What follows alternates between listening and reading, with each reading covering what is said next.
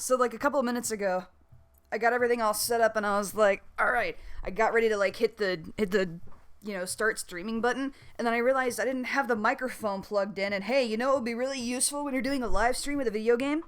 A microphone. Let's move this bad boy. Here we go. Yeah, there we go. Can you guys hear me pretty good? Is that a little too hot or is that just fine? Kind of a little bit closer than it was the last time I went through. Alright. It's so late, but I'm still here. I'm sorry, Nick. Alright, so I had to start up... Yeah, microphone helps. Alright, so I had to start up the game again, and I had to go back all the way to where the boss was, because when you start the game from where you ended it, you are back at the beginning of the temple. So I went ahead and took the time to get myself over here. Going to keep me up after my set bedtime right now. Hey, look, look, the stream is going to be available on YouTube immediately after this, so it'll be there for you tomorrow, you know? Okay, so, who's ready to go fight a boss? Just make sure that I've got my,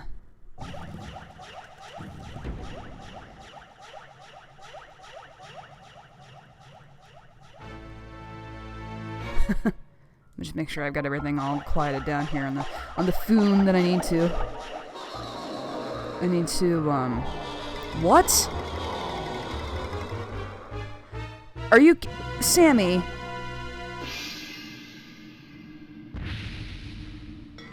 Sammy, are you kidding?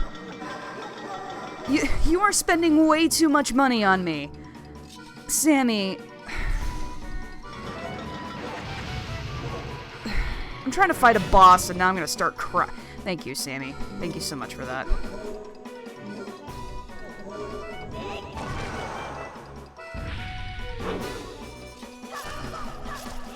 Oh, am I keeping it on the down low? Well, sorry. How many people who are paying attention right now have heard all that? So, you know, it'd be really useful right now. The hurricane spin, which I don't have.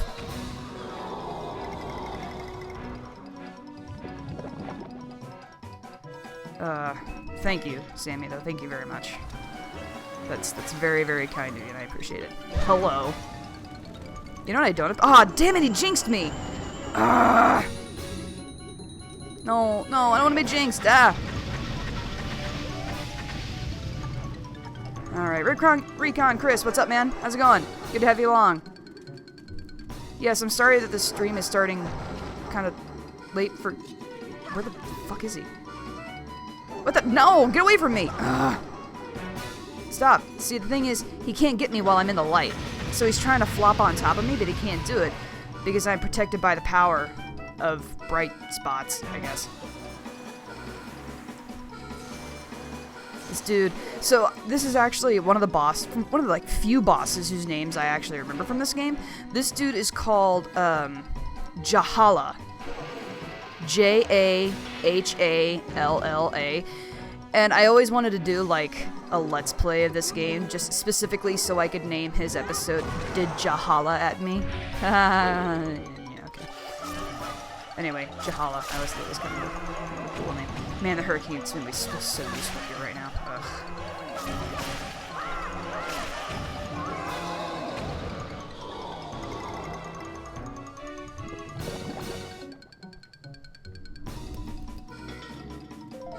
Jahala is my sugar daddy name. That's the worst pun ever. You are canceled. Look, I don't make that many puns, okay?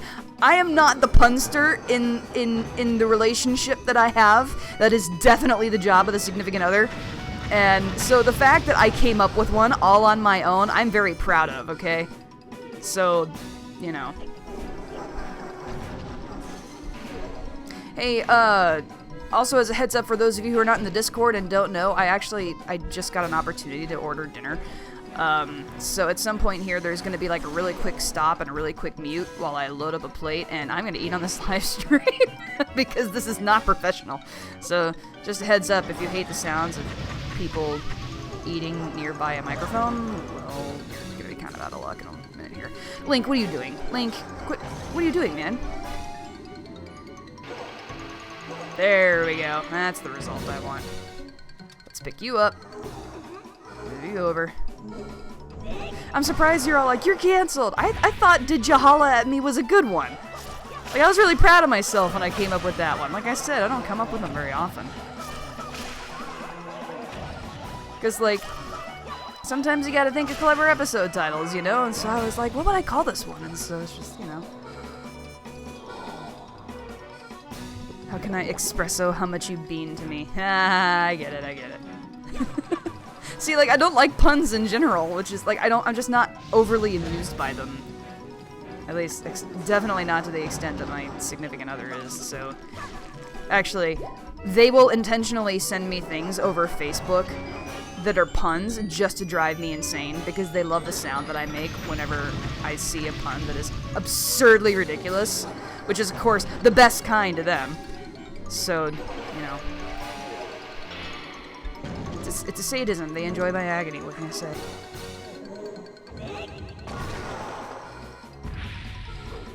Alright, get this last guy going here and we should be all good.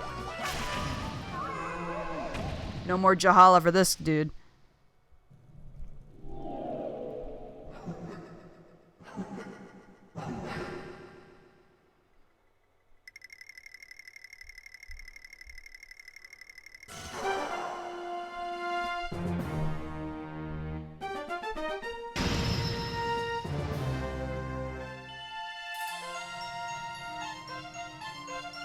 Because that's how we do.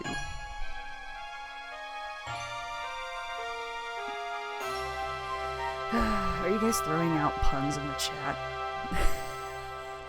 You guys are ridiculous. Alrighty.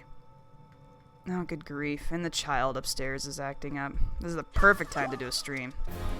Can you guys hear that? I don't know if you can actually hear. I hope you can't. Because if you can't, I'll never bring it up again. But if you hear an occasional thump, thump, thump, that's the kid upstairs. Like, that's not me. That's not anything going on in here. Ah, crap. I want to get this one. I can't hear any child. Good. Thank goodness. Because the kid is freaking loud.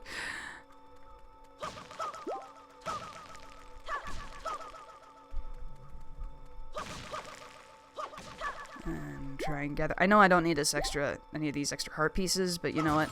I like having everything. Because I'm greedy. Alright, here we go. Here's some good more good music for you guys. So everybody hush. Here we go.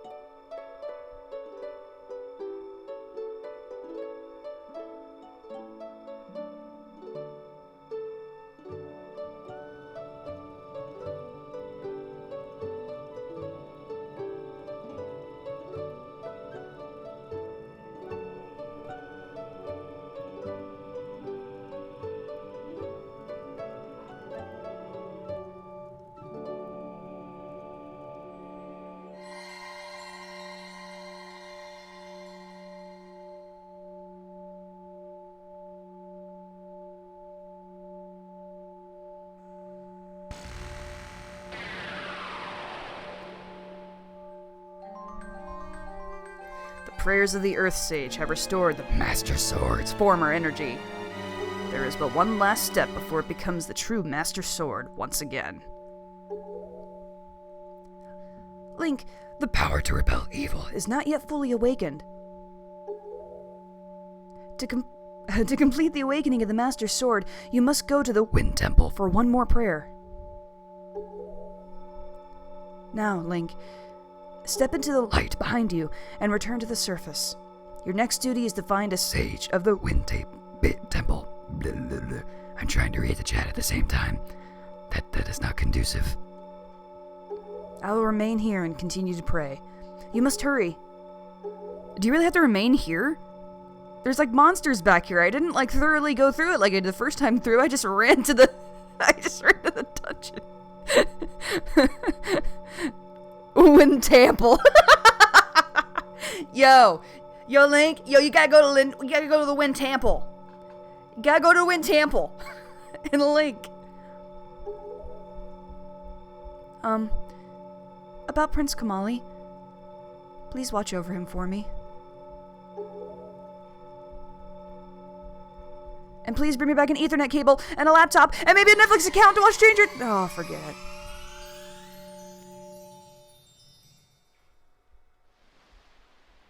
Alrighty, so there we go. So now whenever we whip the sword out, it's like... I mean, it is. There's like nothing overly impressive about it. But there are crabs!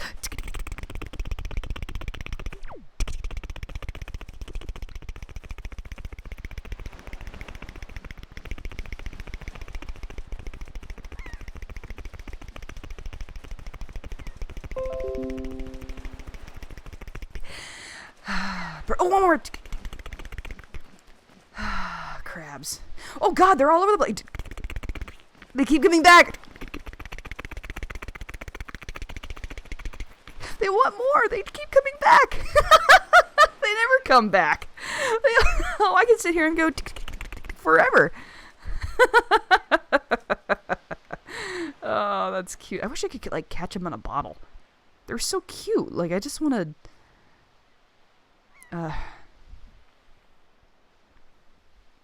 They're so cute. The crabs. Who's this strange fucker? Who's this guy who keeps following us? Doesn't he get it when we bury ourselves in the sand that he wants us to go? We want him to go away?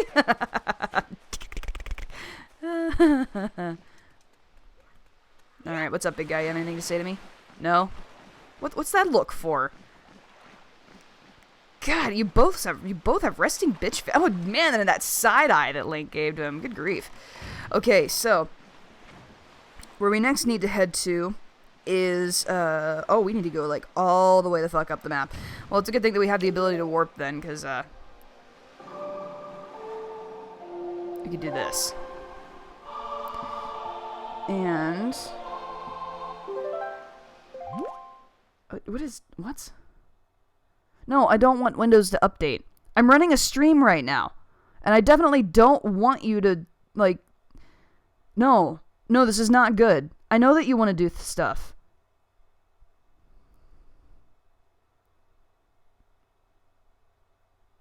Free at our scheduled time. Who's scheduling this time? You need to go away. I'm trying to run a live stream right now. This is... You're cramping my style.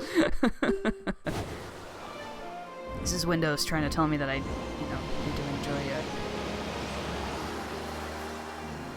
enjoy my food. When I realized that she was staying in the temple was the saddest. It's true. It is the saddest thing. Burger Crab Queen Ribblesworth? You guys are insane. Okay, I want to go in the direction that I am facing. And crash land in an island. There we go. That's what I want to do. So we need to go over here. This is our next destination, this place right here. And this will be very useful indeed.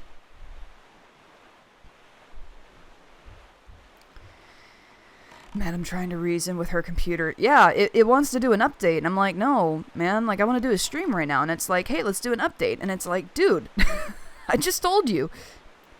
You are completely being unreasonable right now. And I just passed by some more money. I know. Okay, let's see here. Alright. So we came into this place last time, and I know that there was, like, basically no way they could get on it because... I mean, obviously... Excuse me. Put the sail away. Thank you. Because obviously, like, you try and walk over here, and there's just... I mean, there's just no way. You can try and go all the way over to this other side, where the wind's not so bad, and you can get over here, but then the thing is, like, you're not getting anywhere. Like, you can't even really get close to it. The trees are all bent back and shit. So that's why you come over here and use the boots that we got at that frozen island. What's funny about this, too, is if you take out your sword, the grass just, like, flies away. So let's see if we can't, roll over here, and you'll notice that his cap stays on, because that is one hell of a cap. But if we use the skull hammer, and we smash it with a hammer, not only does it all go away, and I look particularly upset with my wee little boots and my skull hammer, but the trees magically are straight again. I don't know how that's possible, but it is, I guess. Alright. So, we obviously have another series of stuff here. Hence, Lig's hat is glued on, hence why it stays so perfectly. Yeah, I guess that's true. Alright.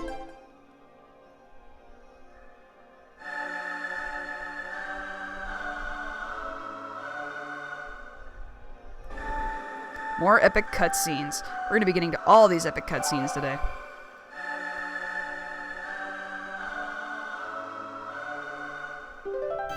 You learned the Wind God's aria.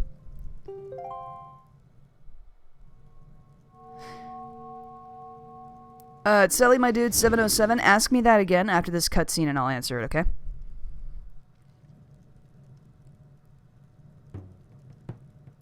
Are you the new hero? I am Fado of the Kokiri tribe. I know I appear to you as a child, but the eyes can oft deceive. I am a most esteemed age. I'm actually 600 years old. I am a most esteemed sage. I have been praying here so that the power to repel evil would continue to be contained within the blade of the Master Sword. But I was attacked by the evil Ganondorf, and this is what happened to me. You wish to return the power to your blade, don't you? In that case, look for the one who has the same instrument that I hold, and teach him the song you just played. Once you do, I'm certain the holder of the instrument will feel the blood of the sages awaken within his veins. That Wind Waker you hold was used long ago to conduct us sages when we played our song to call upon the gods. In those days, it was always the king who conducted for us. Please, tell the king that I will still play, even in the next world.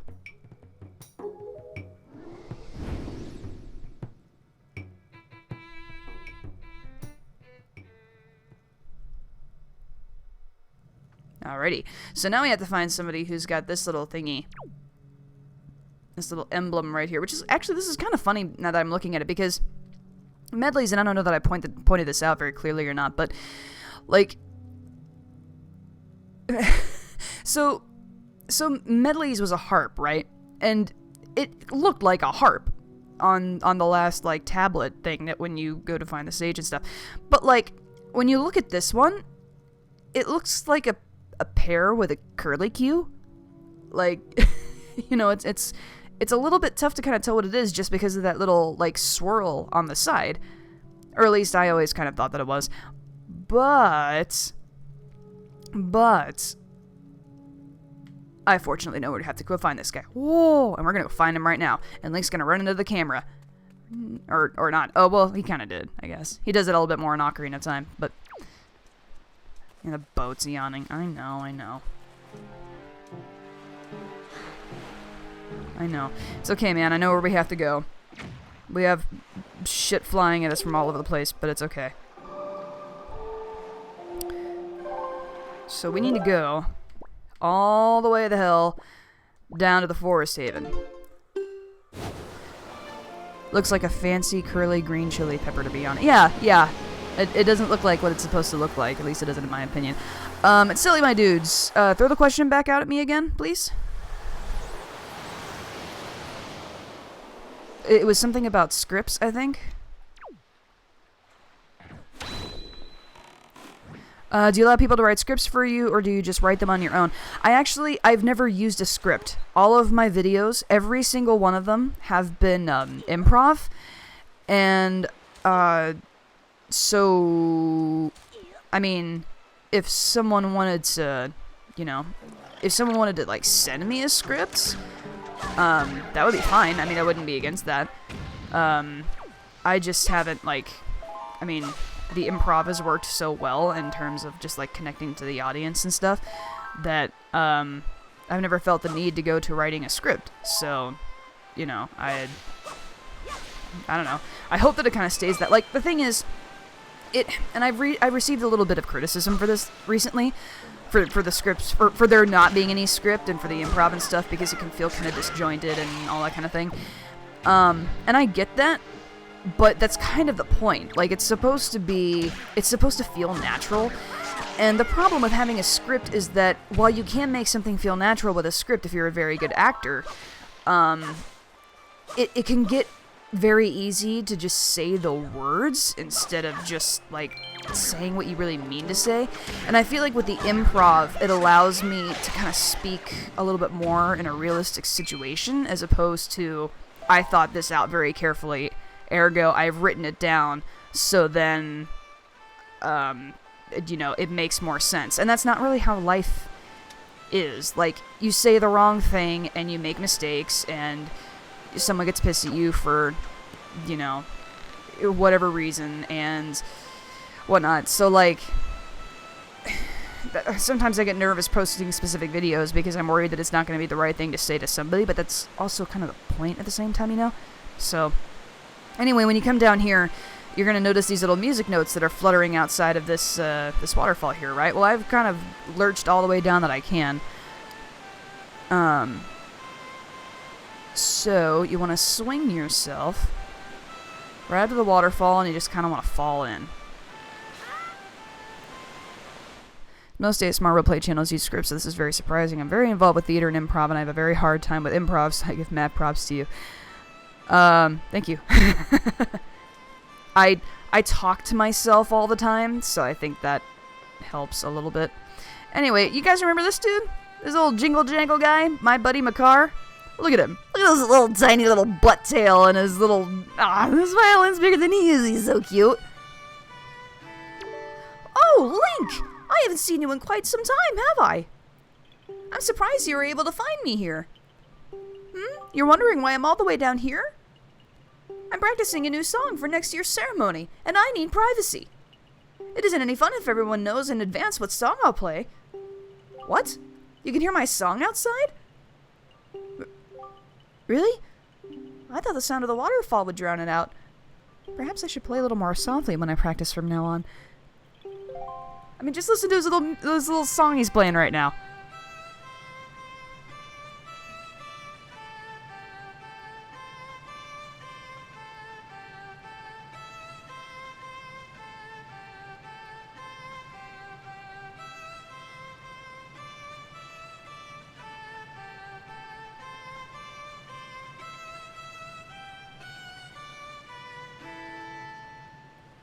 I mean, isn't that just adorable?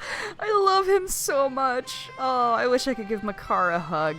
I just, like, I wanna snuggle with him, and I want him to play the violin for me. I want their song played at my funeral. Incinerate the world for Jingle Jangle Guy. No kidding, right? He's playing with a little Korok violin. Can Makar's song be a ringtone? You know, it probably could. No joke. I legit took a cassette tape, got to this part of the game, and then left the game alone for a couple of hours and let the tape record, and just recorded Makar playing this theme just so I could, like, turn it on while I was studying. No kidding. I love this dude.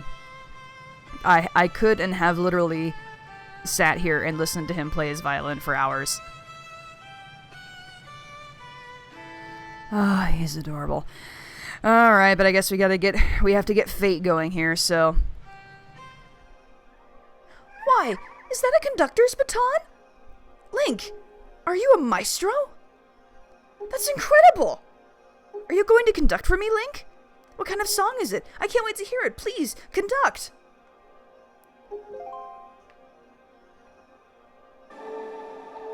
Wait, no, that's not your song.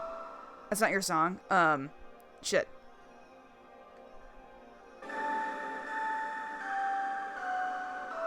I can't play you medley song. That's not gonna do anything for either of us.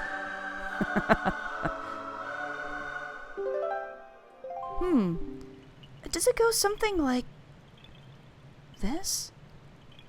Strange. Why does it feel like I already know this song? Because you do.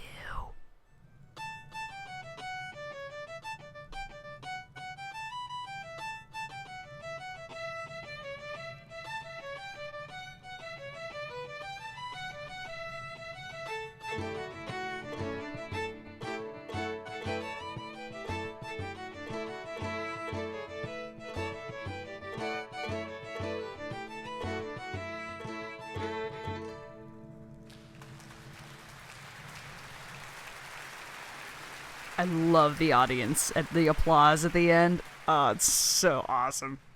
Link! The sacred song that you conducted has awakened me. I know myself. Makar with red text voice. I know myself now. I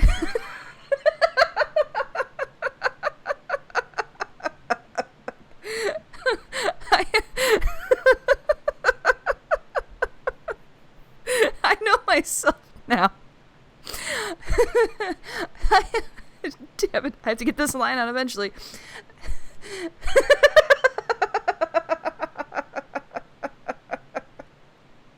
Why is Makar with red text voice so funny to me? Okay. Damn it. Why have I done this to myself?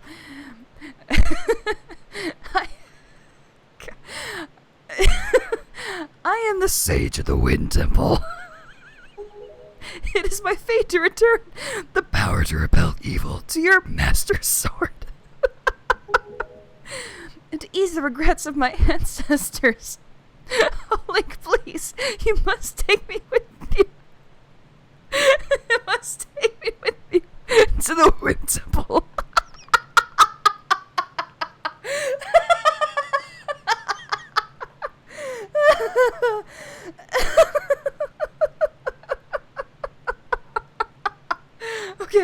Okay. Sorry, I'm sorry. Oh, I hope that's as funny to somebody else as it suddenly was to me. Ooh. You must take me with you to the Wind Temple. The Wind Temple.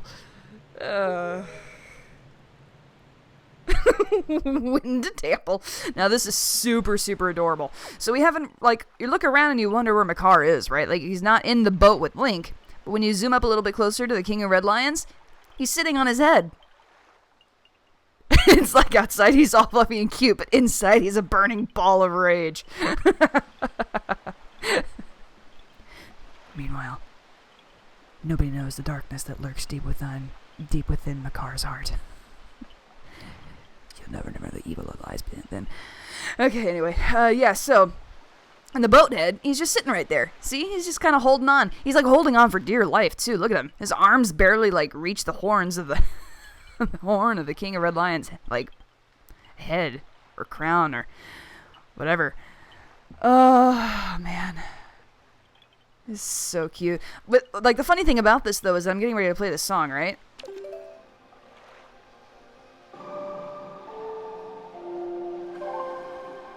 And so we're just getting ready to warp back over to Windfall, so how the hell is it going to hang on when we start swirling in a tornado like this? Hang on, Makar. Oh my god. Makar! Makar, no! Hang on, Makar! Makar! Makar! No! He just flies out the side of the tornado. He lands in the ocean. Oh god, what have I done? What have I done? Oh good, he's still there. I'm actually a big fan of the idea that Makar is desperately trying to do the big evil red voice, but can actually quite manage it because he's too adorable. He's grippy feet.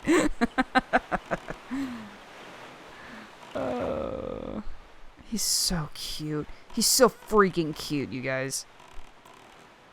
That is something that I would like to find one of these days. I'd like to find a Makar plushie. I don't know where I'd find it, or how I'd find it, but I want to find it.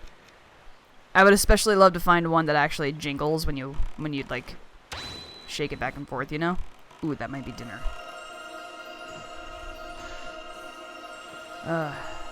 What? What about here? There we go.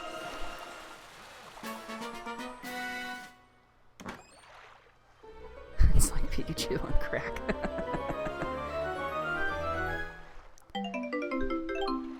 Makar is glued to the boat like Link's head is glued to his hat. Yeah, probably. It's probably true.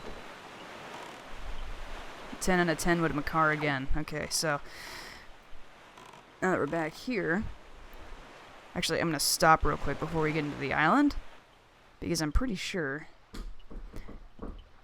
Yep, I will be right back, guys. Give me just a second.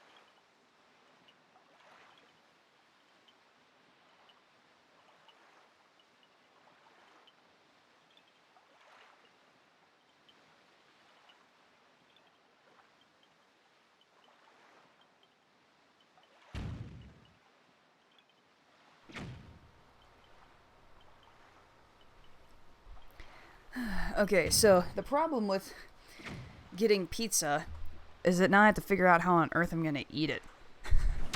Let's have a cutscene.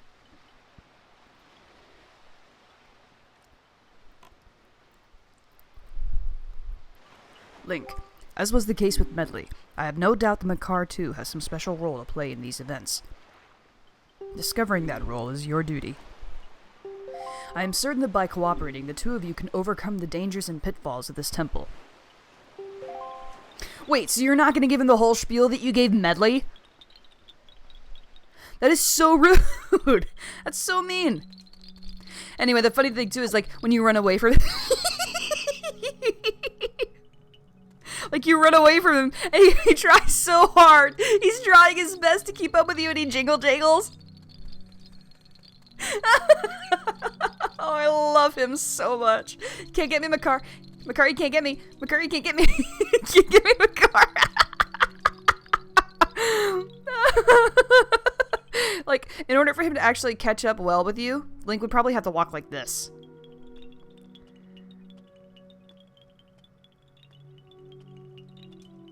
Like, that's about it. Or if I just wanted to run around with him everywhere. He just holds onto my head and I hold onto his butt. It's all cute. Alright, anyway. We have some epicness we have to do here.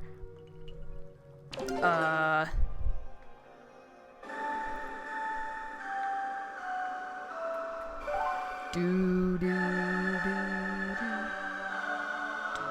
do.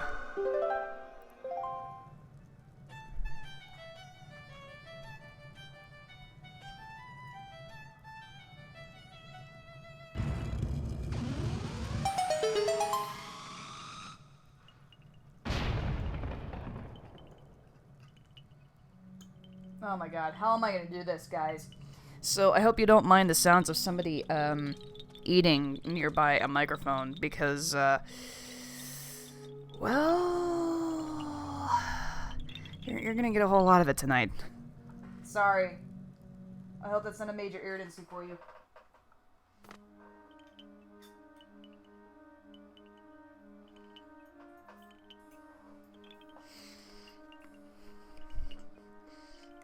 Okay, so, Madam, look in Discord. Madam, you need to see Discord. Oh my god, what's going on in Discord?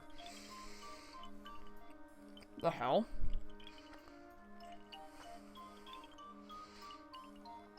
Oh my god. Oh my god. Are you serious?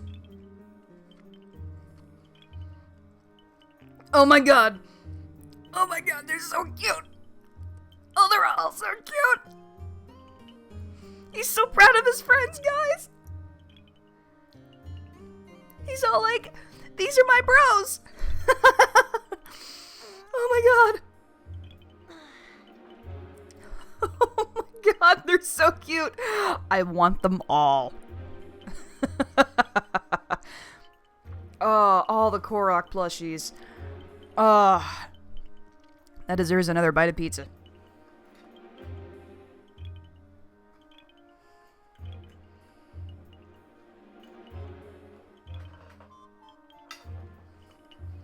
This is gonna be the longest dungeon ever. Alright, so I'm gonna pick you up because I'm not gonna make you follow me around everywhere. So this temple, can actually get pretty confusing if you're not paying attention, actually. There's a couple of details you gotta kind of keep your mind on top of. Mostly that you're able to control Makar the same way that you can control Medley. And, like, you know,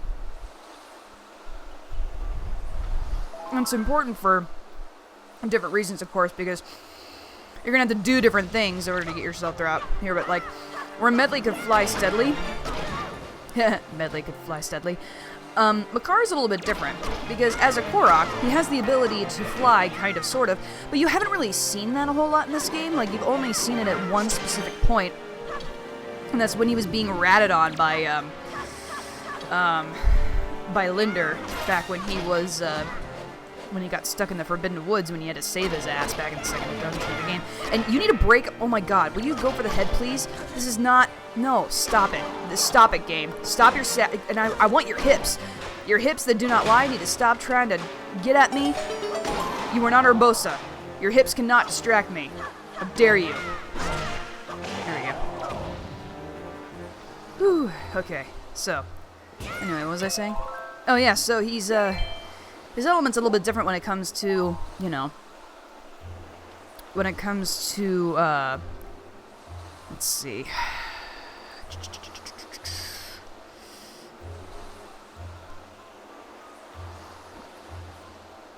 Well, I really should just show it off to you.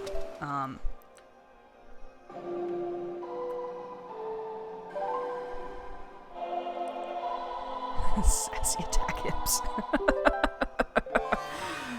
Alright, so what Makar can do, check this out. This is so cute. You ready for that? Ready for this, guys? Check this out, check this out, check this out. He can fly! He's got these little leaves in his back! And then I can make him run around, I can make him jingle jangle. This is me controlling him right now. But Anyway, something that Makar can also do is he can come over here and he can plant seeds. But he not only plant seeds, they grow fast as fuck and they turn into big old trees, right? They also turn into trees with smiley faces on them. So you can come over here, jiggle and wiggle his little butt. He's so cute.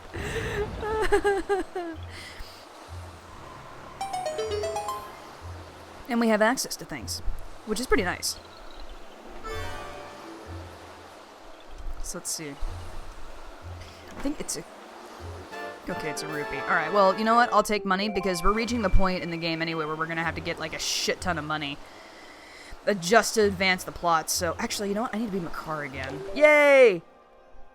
Oh, that's my favorite thing that I've said all day. I need to be Makar again. Let's see. Oh, I got inside. Oh, it's like, can someone close the box over him, given him a sufficient amount of food and water and like air holes, and then ship him to me in this box? Can I just make this happen? Can I have Wind Waker, but Makar is my hero? I wish. Oh my god, just look at him. Look at him go! Oh god, let's see. I don't know that he's heavy enough. Oh yeah, he's heavy enough, okay. Alright, so now I have to stay on this switch and go back as Link, unfortunately, which is so not as cool as being Makar. But that's alright. Because we need to get ourselves... Let's see. Does it flip this way or does it flip the other way? I can't remember. Okay, it does flip the other way. Gotcha. That's where he's facing.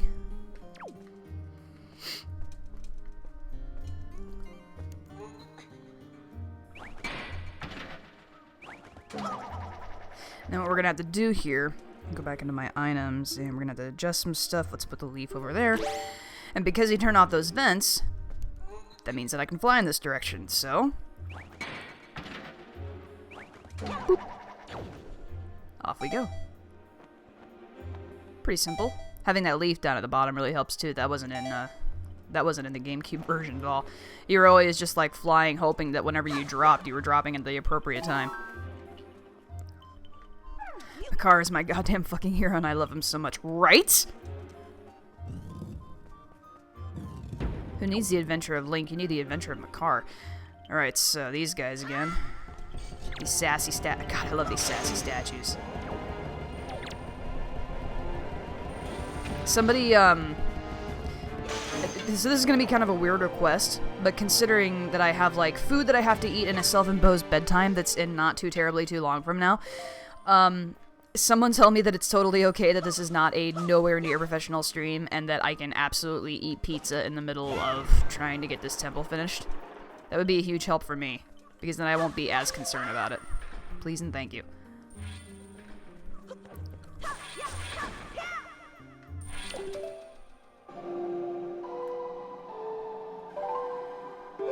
Stream has become the Makar appreciation track. Hell yeah, it is!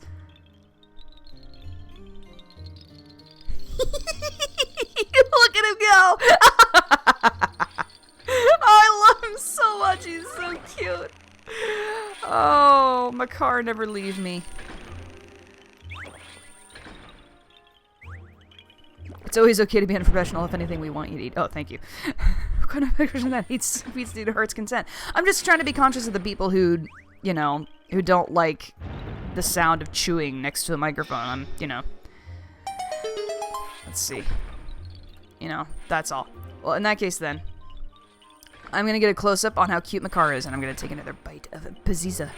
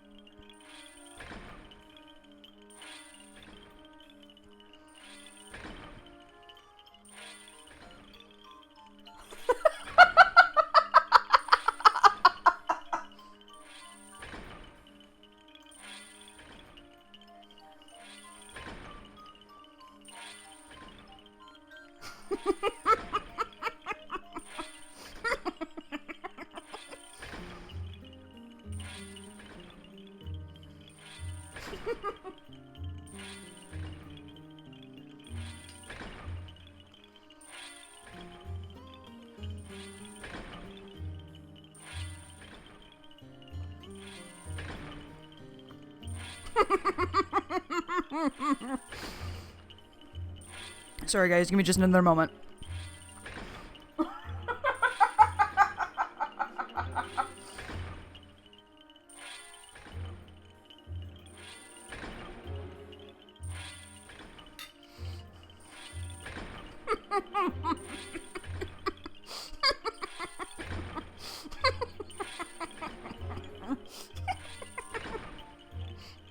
Oh shit. Oh my god. What happened to him? He jumped too many times. He's running out of steam.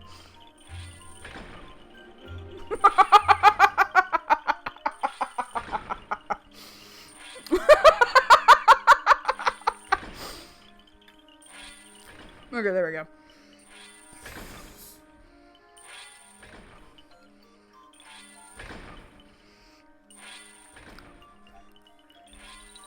Oh yeah, now he makes that jump, right. Now he's making it perfectly. What the hell? There we go.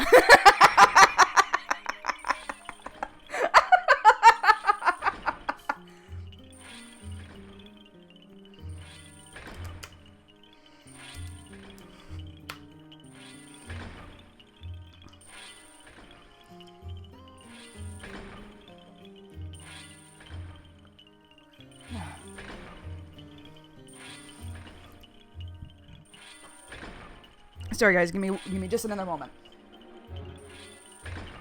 Then I'll explain to you what the heck is going on over here. Oh, he did it again! I'm so sorry, Makar. I'm so sorry.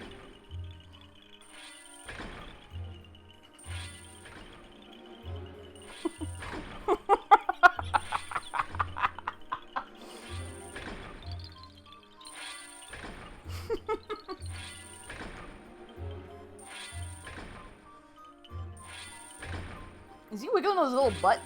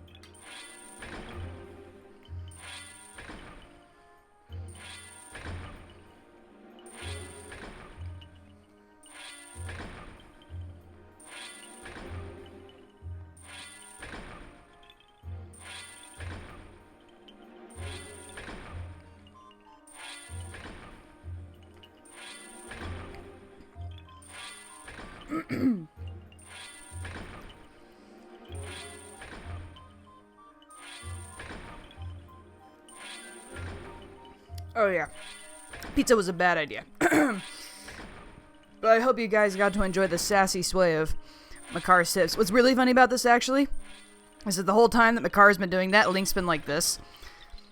So, you know, Makar can kind of look at him being like, what the fuck is this guy doing? Yes, the trees do have smiley faces. Isn't that cool? Alright, anyway. So, here's what I need you guys to do to help me out with. So what I did was I ordered a small.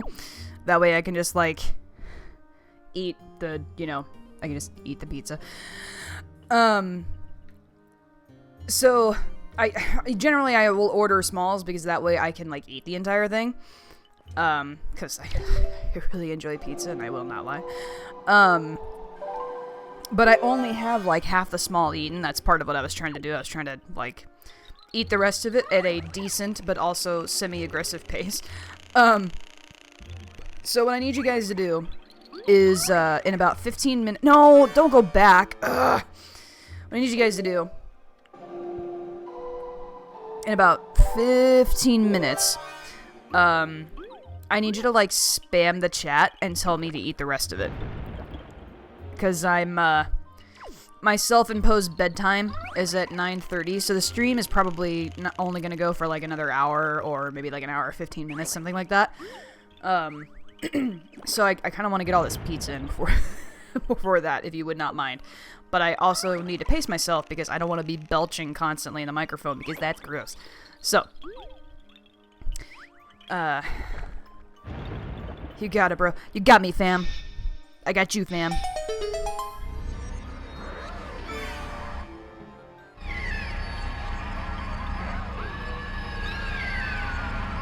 Those bastards took Makar.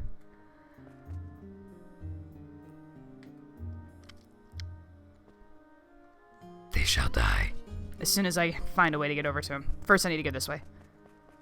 Who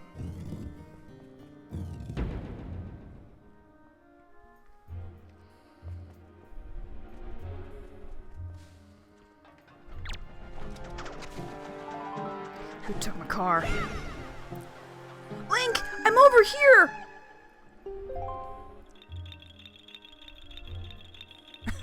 Alright, hang tight, Makar. I'll be right back. Or I'll be right there. I'll be right back. I'll be right over there, buddy.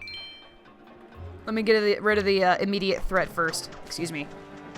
Would you? Thank you. And would you also... No, don't put on the boots! Oh my god, take the boots off. Do that. Thank you.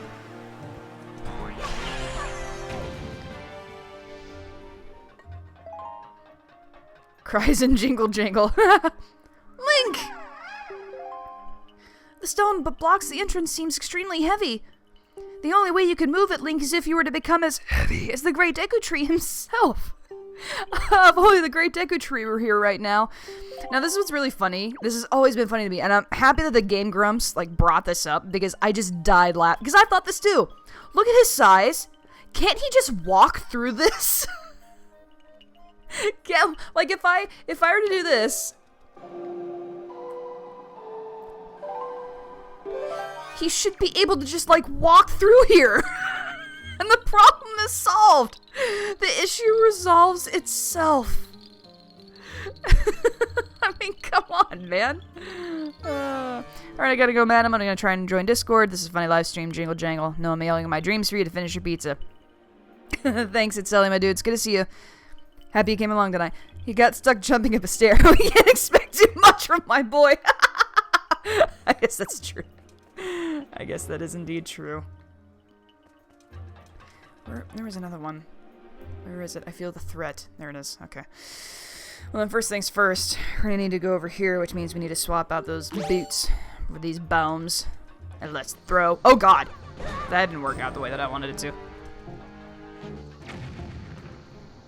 No, no, no, no, don't go away! No, come back! Oh, God, I'm so lucky that didn't blow up in my face.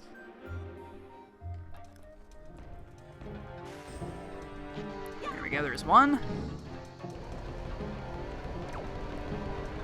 Yeah, if only the tree with no legs or arms were here, then the statue could be moved. Right?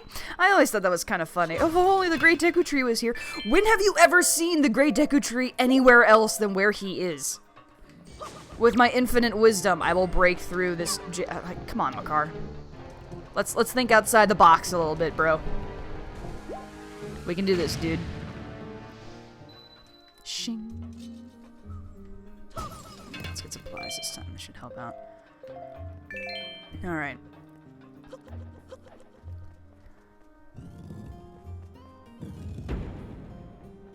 I need to adjust how I have the chat set up with messages.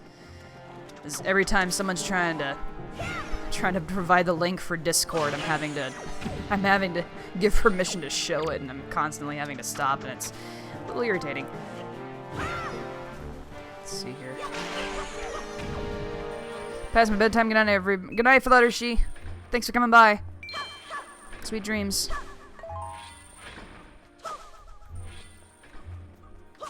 Let's see here. My tablet corrected Deku to Deli. That's, I mean, that's one way to put it, I guess, right? If you're a vegetarian, I guess it's something you could really enjoy. Hello, you. Your cousin took away my Makar! You will pay this price. Alright. The Great Deli Tree.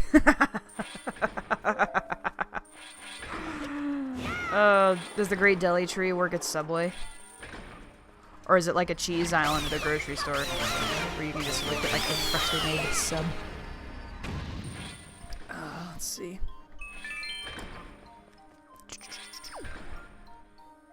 Trying to remember how this one...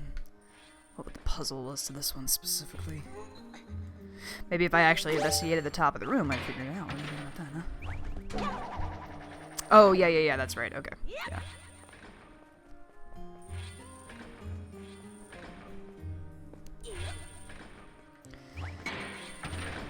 I'm gonna fly like an... Aw, man!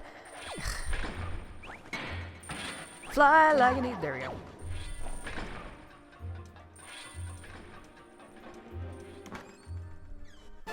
And Joy pendant. how many of these do I actually have? Because I need to go... Let's see here.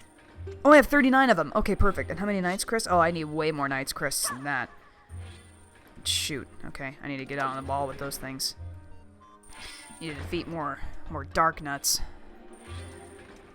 Do one of you two want to, like, slowly make your way over here? Nope. Alright, fine. Excuse you? That was quite rude. I was trying to take care of your friend, or your girlfriend, or your cousin, or your sister over there.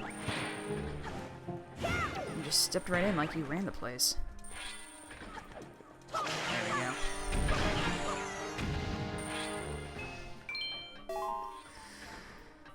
Okay. Play this theme right this time, since it's right in front of me.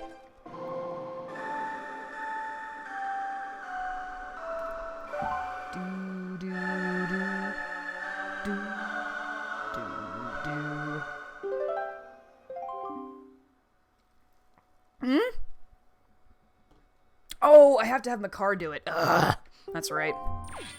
Doofus. KB didn't start singing. I'm like a bird. I forgot I'm this apart. I'm sorry. Look, I can't please everybody all the time, okay? I'm going to disappoint people eventually, and that's just something that's going to happen, alright?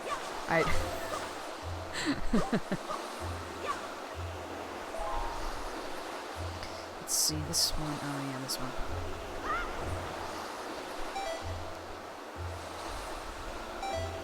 Oh, shit. Oh, God. Oh, my God. I am worried you combine the possibility of them being girlfriends and cousins. As a southern person with Alabama family, I feel compelled to make an Alabama joke. I'm sorry. Googled Deku Tree working at Subway, found nothing. Kind of disappointed. You guys are ridiculous. Look, I was just making a reference of, like, you know, I didn't mean that they were, like, girlfriends who were also cousins. I was just meaning that, like, maybe they were either cousins or maybe they were girlfriends. Like, that's the only point that I was trying to make there. I need to... Man, having the menu handy with the start button is, like, seriously needed right now. I don't have it, and that's kind of a bummer. Look, listen, you. Go away. Okay, so let's put that there, actually. Let's put that there. Girlfriends who are also cousins, please. Also known... Lauren, you'll get this. Also known as Amara and Michelle from Sailor Moon. Cousins who are girlfriends.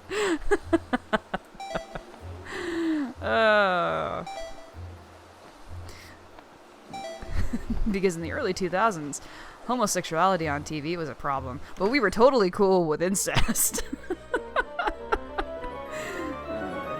Well, we got the dungeon map. Probably good that's gonna do. Sorry, the dungeon map. Oh no, not the Sailor Moon dub. I know, right?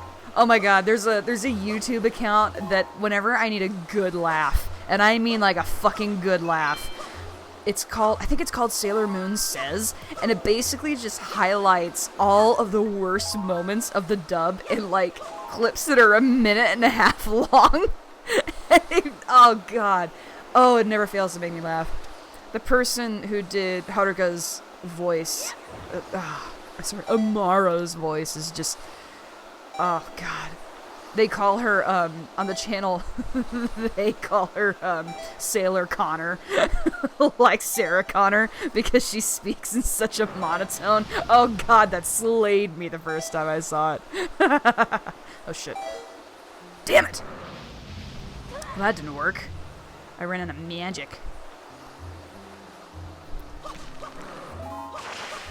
Let's see here. I don't get it, but I'm crying because Madden made my sides hurt. Go away. Let go. Let go of me. Let go of me. Let go of me.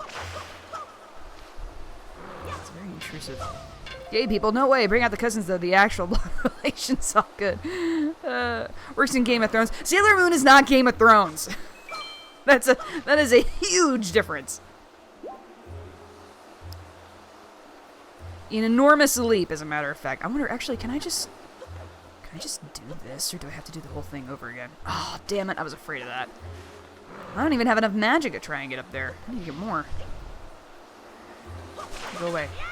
You're trying to grab me. That is not appropriate. That is not apropos. Okay, but Haruka and Michiru cleared my skin and destroyed my anxiety, let me tell you. Yeah, they're pretty awesome, actually. I like them for the parallels that they also give Usagi and Mamoru, and that they're like a far more, well, not like a far more established couple, but like I love that I love that even though they have this you know, thousands-year-old romance or whatever, that like Usagi and Mamoru are very like, they're still very much like teenagers, and they still have like jealousies, and they have kind of this like, they have this romance, but they don't really know each other. And so, like, so it's interesting to see the two of them in relation to, you know, Haruka and Michiru, who have that complete trust in each other and have no doubt about where the other's affection lie. And, you know, it's just, it's a good thing for that season and that whole, like, story arc to explore, like, jealousy and stuff, because it's, you know, it's kind of a big deal in relationships, and it's very true. It's, you know, thinking you're not as good as somebody else, or you're not as pretty as somebody else, and getting assurance that, you know, you mean that much to somebody, so you have nothing to worry about, you know? Finish the pizza, that's important. I'm going on a Sailor Moon rant, and you want me to finish pizza? Nah, it's okay. I asked you to, so I appreciate it. Let me get down over on this side, let me fill up some magic here, and, I will take... I don't have any, like, sassy hips, but, like... I'll give you a very aggressive zoom in. Here we go.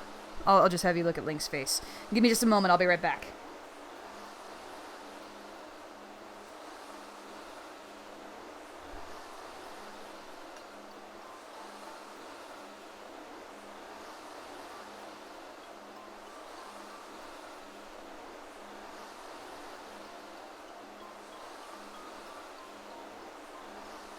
Lauren, I haven't even touched the surface of the feelings that I have for Sailor Moon.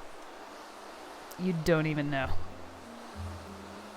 I mean, you've read some things, but you don't even know.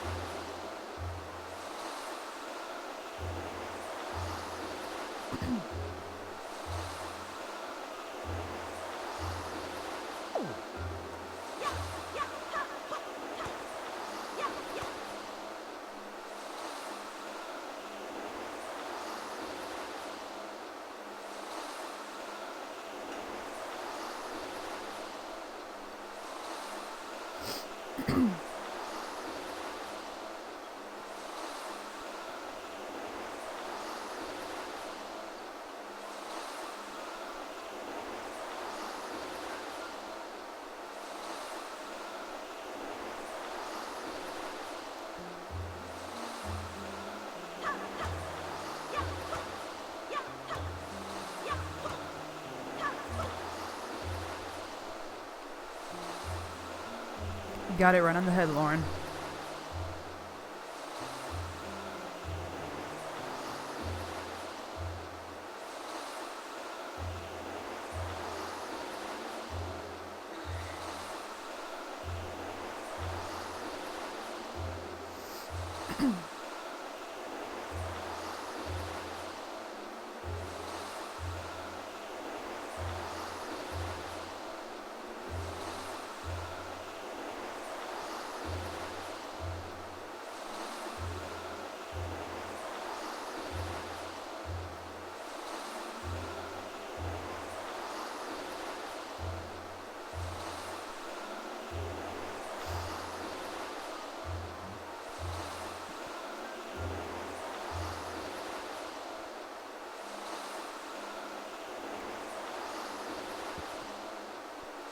Totally up for being dressed in a Makar onesie.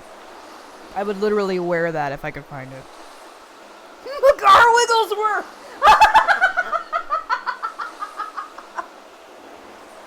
Yes!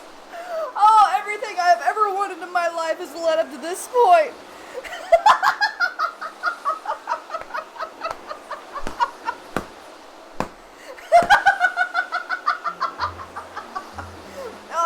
fantastic.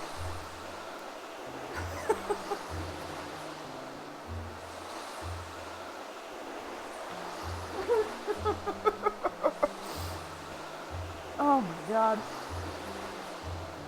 Oh, that's the greatest. Okay. Last slice, guys. Thanks for your patience. I'll be right there. People who stumble onto this stream are going to be like, what the hell is this person doing eating pizza in the middle of a stream, and why are these people being patient with her? He is my son. Prince Makar Wigglesworth. He is my son. I have been blessed with a little jingle jangle man of my own.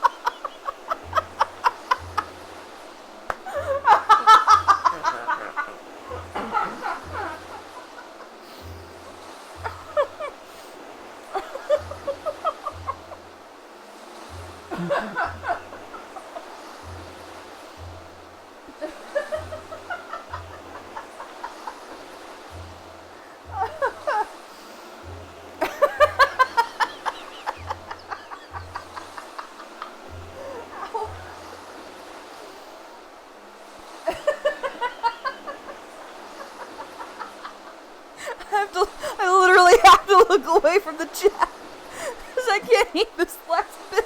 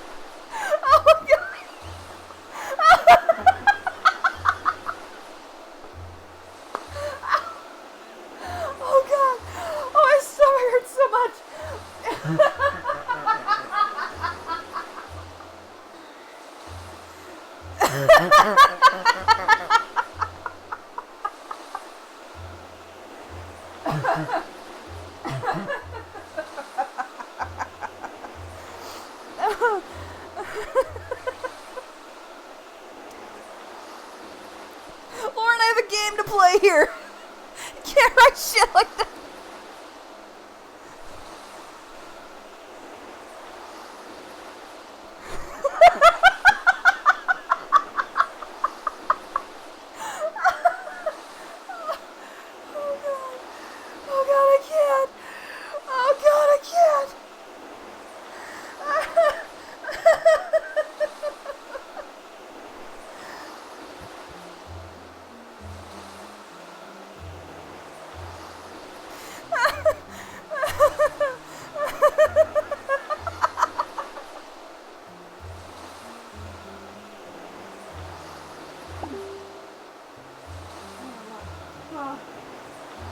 Oh, I'm crying.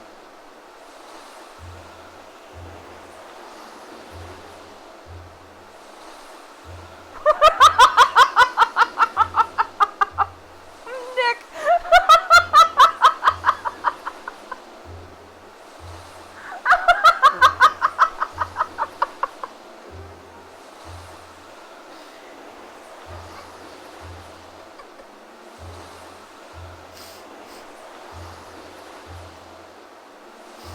Oh. Oh. Oh my god. Oh. Holy shit. Oh, I'm gonna throw up this pizza I just ate. Oh.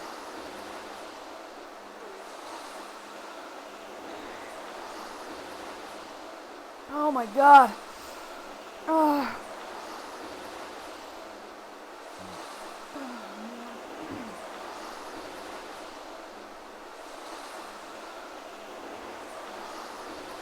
Oh.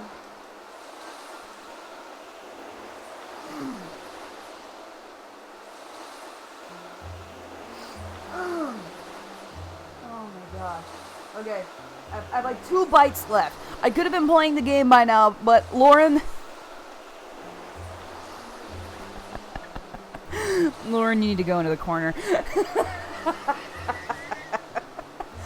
Oh, there had to be an adult get ready for bed, love you all. Men's weird ass to a child thing. Oh, good night, Nick. Oh, thanks for stopping by. Oh, my God. Oh. Goodness gracious sakes alive.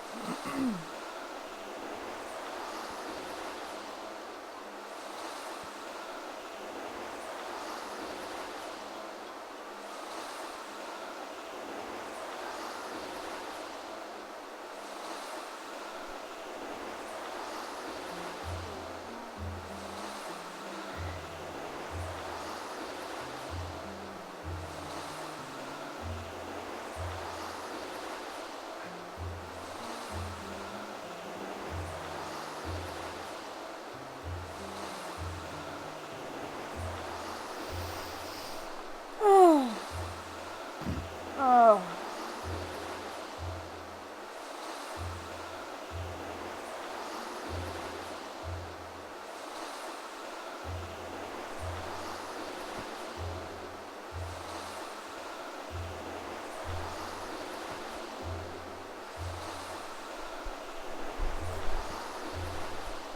Oh my God.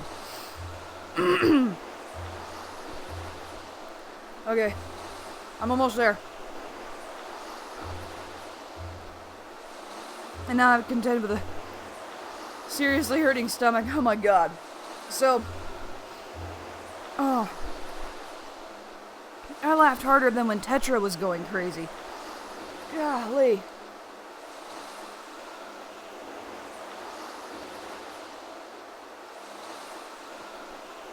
Oh. Mercy. Mercy, oh my God. Oh. Okay. I need like a second to breathe. Oh. Freaking A, man. Oh. Okay. I do happen to have tea, like right here, so give me just a second.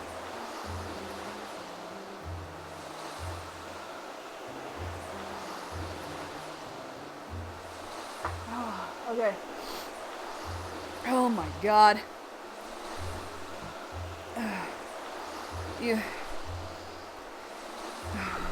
I don't know what on earth I did that was so amazing to be blessed with the presence of all of you, but it must have been freaking amazing. Oh my god. Oh. Goodness gracious. Link's just stood there the whole time like, can we get back to adventuring, please? Oh shit! Oh, I put the camera here. Damn it. Ugh, fuck.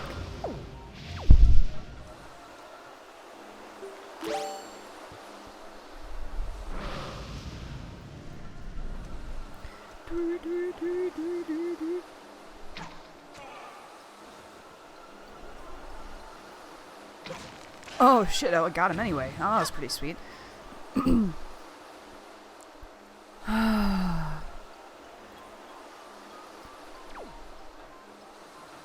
Golly. Like, I can barely breathe right now. I'm just, oh god. You guys.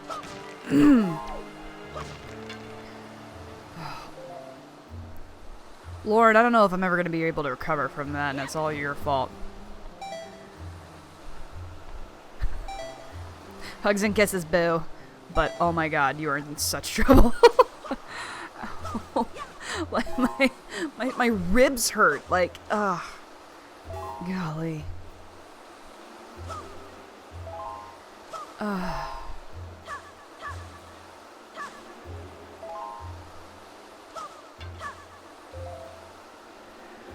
Whew.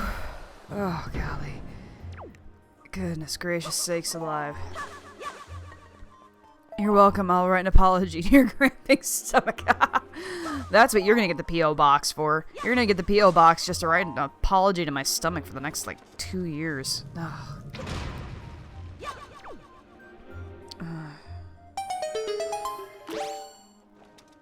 Oh, wait, no, I don't do that. I use this one.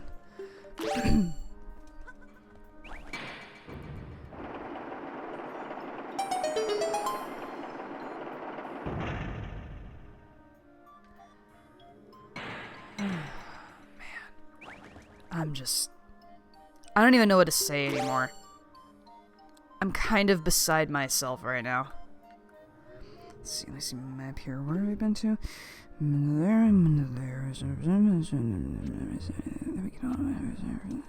Yeah, we're diving down to the second floor. Okay.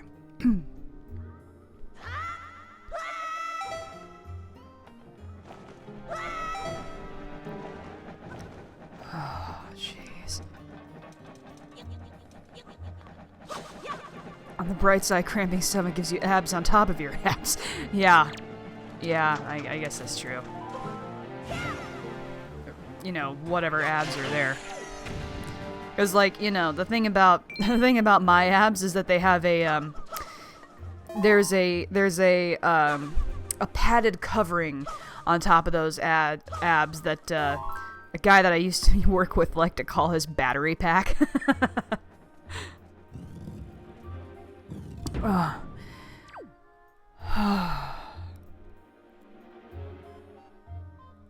Oh, goodness gracious. I can't even believe what's been going on in the chat for the last... Oh. No shit. No, take off the shoes. Take off the shoes. You don't need to wear the shoes. You look fabulous enough as you are, dear.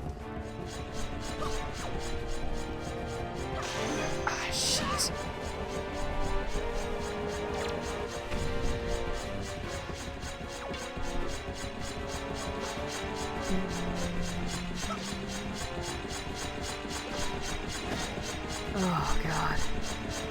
I am so grateful for every single one of you in my life. Specifically for moments like these, where I laugh so hard that I can't even think of anything to say right now.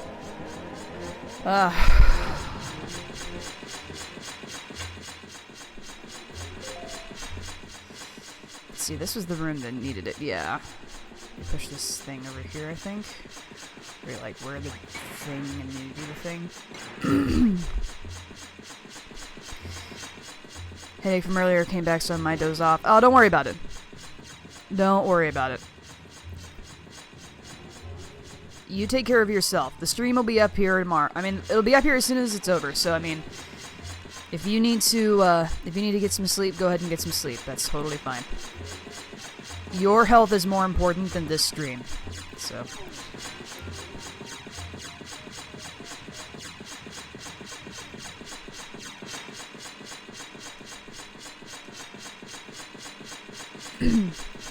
Jessica Marlar, what are you asking for Christmas? Are you, is that question directed towards me or to somebody else?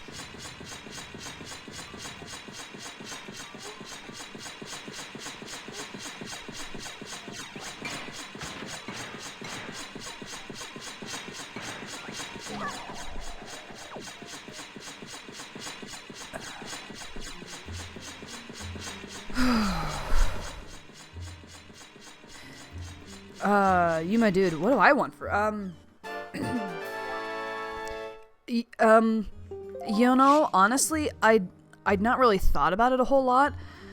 I don't know if you've been in on this conversation. Me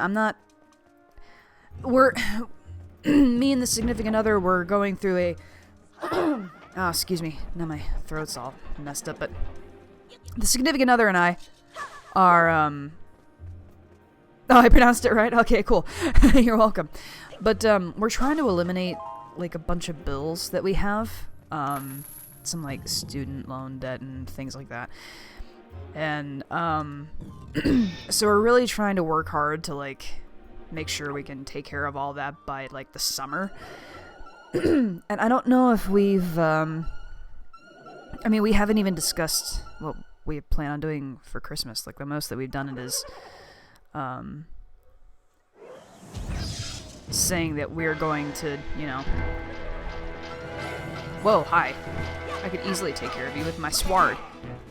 Or not. Holy crap. So, like, we're planning on putting up our tree this weekend. But, as far as, like, things that we want, I don't know that we're even considering getting each other anything, because we're just so focused on trying to get these bills taken care of. So I haven't really let myself think about it. So I don't know. That's actually a good question.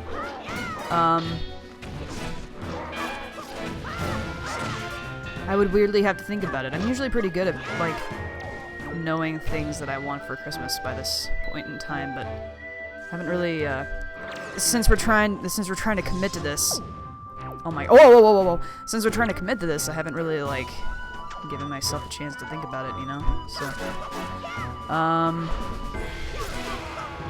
I'd like to think that I'm fairly easy to shop for, but I don't know, maybe I'm not. That could just as easily be my imagination.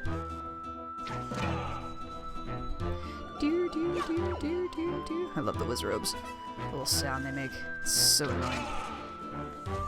No, I didn't want you to shoot off another one. Oh, fine. What's up there with you?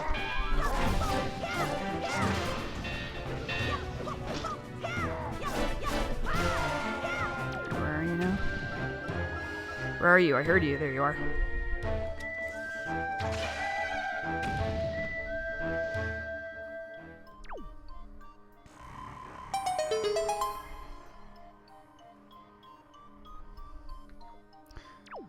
Do you have a doggo or a cat or any pets?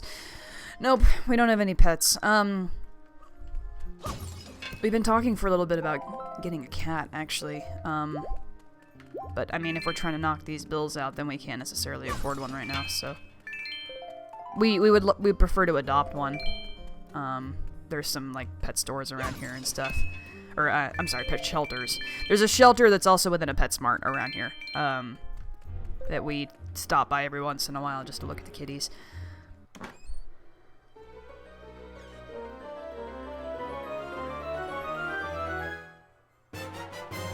And this is probably one of the more useful items in the entirety of Zelda. This is the hookshot. Yay! Actually, they would also really like to get a,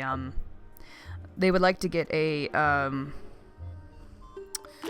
hedgehog.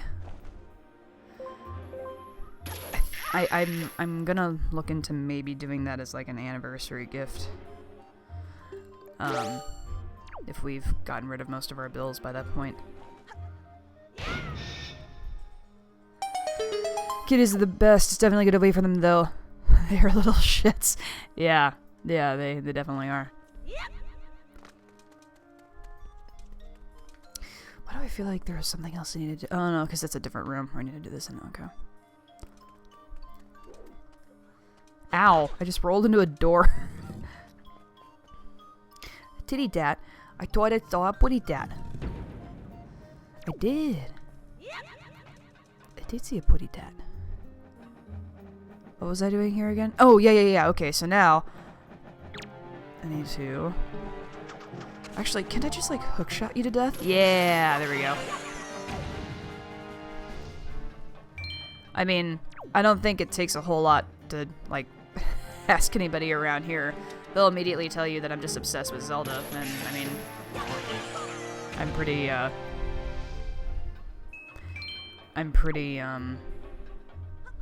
open to anything that I get from the Zelda series. Would you play any horror games in the future?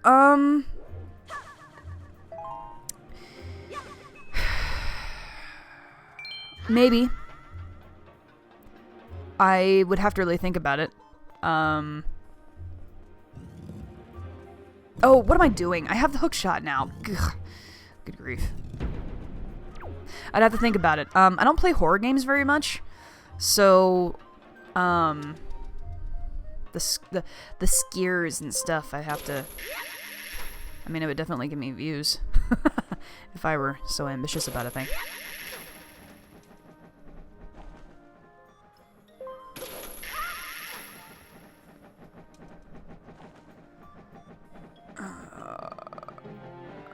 No, I hear you. I hear you. You little.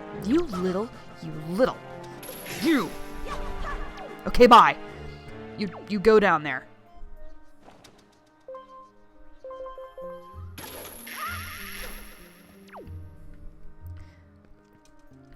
Do you have any tattoos? No, not right now. I have an idea to, if we're going for the views, Bendy and the Ink Machine will get you to be like, ooh. Oh, I want to play Bendy and the Ink Machine. I've been watching GT Live play it, and I'm super fascinated by it. Actually, speaking of GT Live, I was really happy to see that they were playing the SNES Classic today, because there's few things that amuse me more than when Stephanie gets the chance to play the types of games that she never got to play when she was a kid. I love, like, reliving those moments kind of vicariously. Anyway, I'm sorry, you were talking about... I was trying to answer the tattoo question. No, I don't, but I do have an idea to get one when my mom passes. There's another place I need a hook shot around here that I'm looking for, and I can't find it. That's why I'm turning the camera angle every which way or the other. I would like to get a purple and white ribbon on my forearm. Like, most of the body is purple, and the tips are, like, it bleeds into white. And, I want to get, ENDALZ on one of the ends of the ribbon for end Alzheimer's, and in the bow, or in the open space of the bow where the for the ribbon, I have a picture. One of the stories that Dad told me back before she was in the nursing home was she found this picture of me, and she wanted to write my name on it. But when she asked my dad for a pen, and he gave it to her, and he walked away. And then he found her a little while later, and the picture was, like, discarded on I think it was, like, the kitchen counter or something. And, when he turned it around to look at it, she... how do I tell this story without disclosing my name? She basically had, like, there were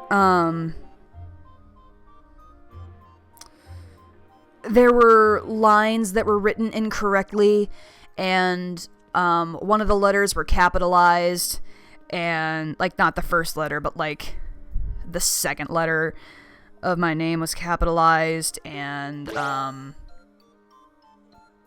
stuff like that.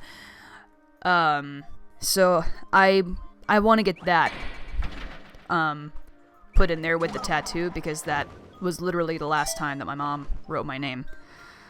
So I want to have something kind of like that to sort of not really commemorate that, but just sort of keep that with me. But that's not going to be for another little while, so. If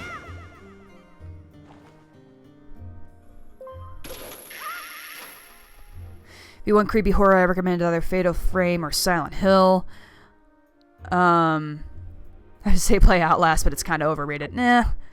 I've seen too many playthroughs of Outlast. I don't know that it would necessarily get to me. I'm using air quotes and you can't see it. I don't know that it would necessarily get to me anymore. Like, we have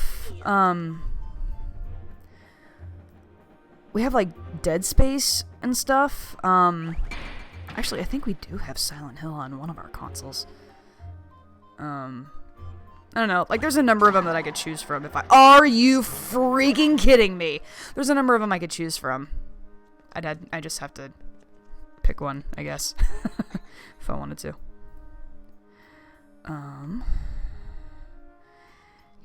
Gosh dang gosh. Okay.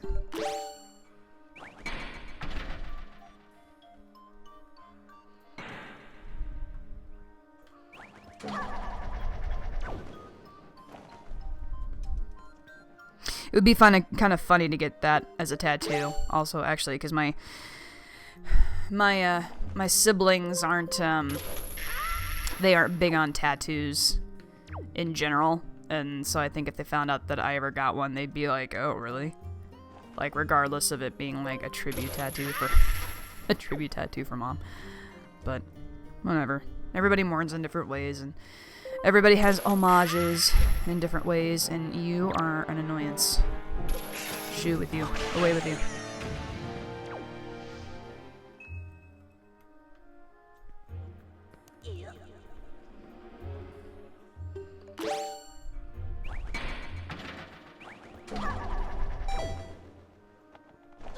Alright.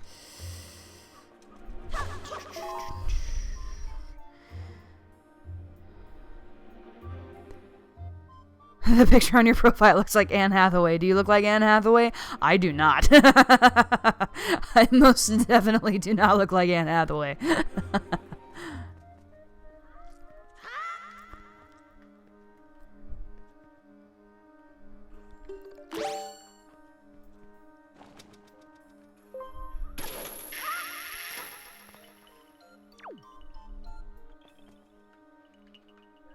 Link!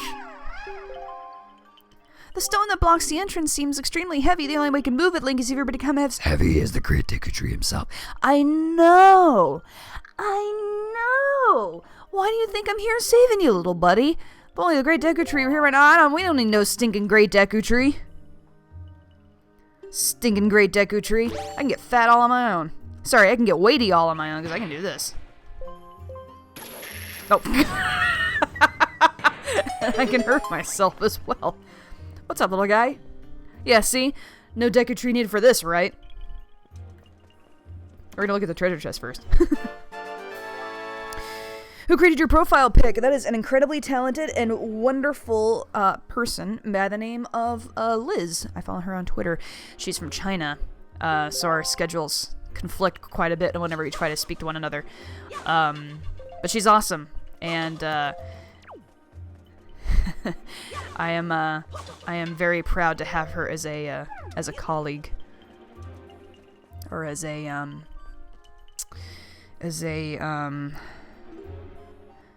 coworker would probably be a weird way to put that, but in a way I kind of consider her as one, because she's helping me make the channel look better, so, you know.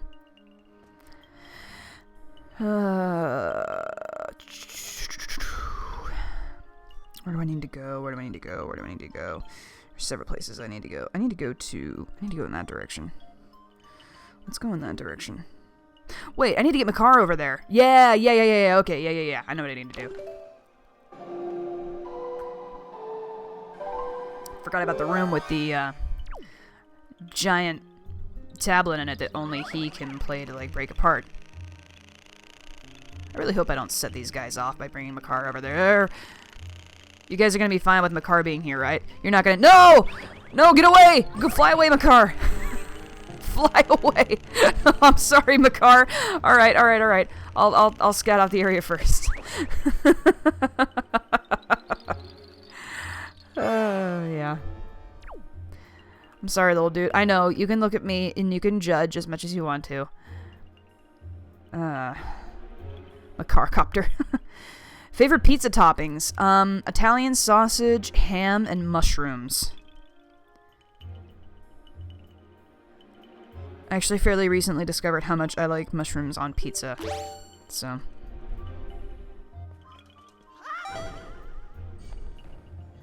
Are you— No! Ugh.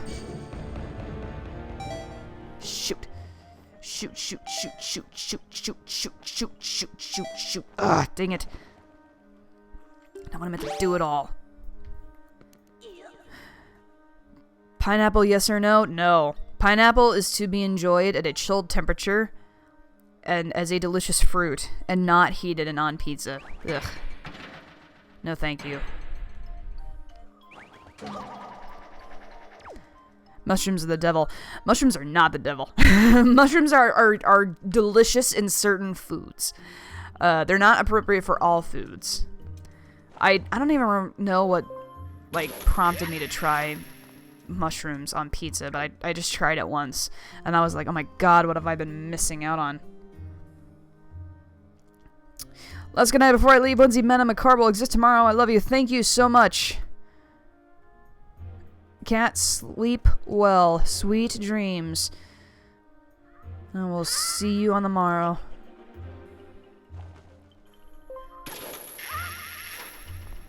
Man, I'm unsubscribing. Pizza's Pineapple's Cheesy Home.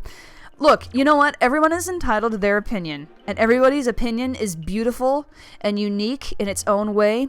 And some of us are just possessed and think that pineapple's good on pizza. And you know what? I will accept you. I will accept you for the weird and crazy that you are. But you are not getting me behind pineapple on pizza. I'm sorry. You're not doing it. You're just not doing it.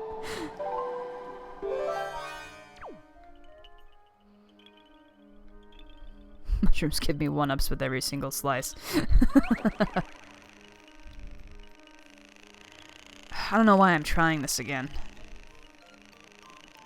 I'm ready to fight you. It's so good. No, you're not ready to fight me. Look, I introduced you to Stranger Things.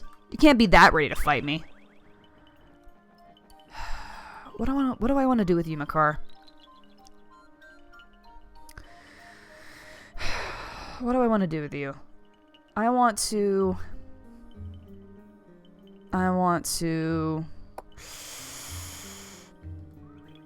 get away. No! Oh, God. Oh, he's okay. Okay. Jeez. I thought I was gonna lose him. That's true. I ain't gonna fight my fave. Look, like I said, we're all oh, my God. Oh, Makar. Okay, thank you. We are all entitled to our unique and beautiful different opinions, but I will send a strongly worded letter by post. Look, if you can get me a slice of pizza with pineapple on it, I will give it another go. But when I had pineapple on pizza, I was not impressed. I'll just say that. Look at him struggle against the wind. He's so cute. I love him. I love him so. Oh God, he's going very high. He's running out of the power to float. Oh God, no, Makar! Oh my God, no! Oh God! Oh. Okay, he's good. He's okay. He's okay, everybody. We're good. Oh my God. Makar, you funny little. Starbucks order. Starbucks order.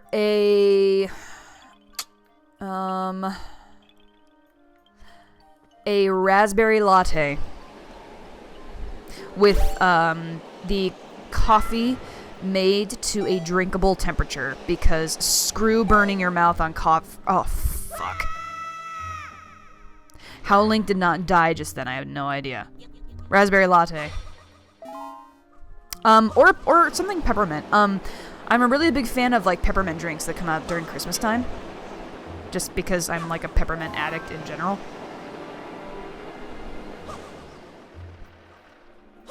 Fun fact, never had Starbucks. How's the coffee there? I mean, it's because it's the popular coffee here. I actually don't go to Starbucks that much. I am a patron saint in the house of Dunkin' Donuts. And Dunkin' is my love. And one of these days, I'm going to get them to notice me, and they're going to sponsor me. Mark my words, everybody. But that day is not yet here. So, you know, I'm just trying to survive. Damn it.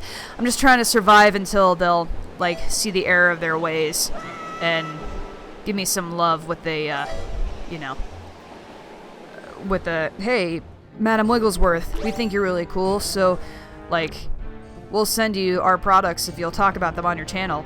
And I'll be like, fuck yeah, Duncan, you're awesome. And then, like, I can quit the job that I currently have.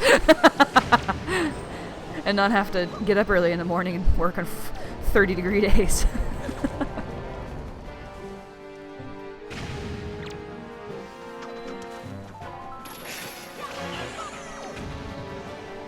Here's this feeding you donuts ASMR sponsored by Duncan.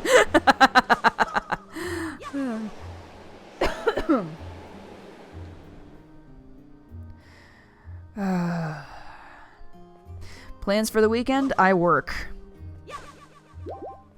Not very exciting. But it's a schedule that I have right now, unfortunately. I'm trying to get that changed, but it's not quite working out so far.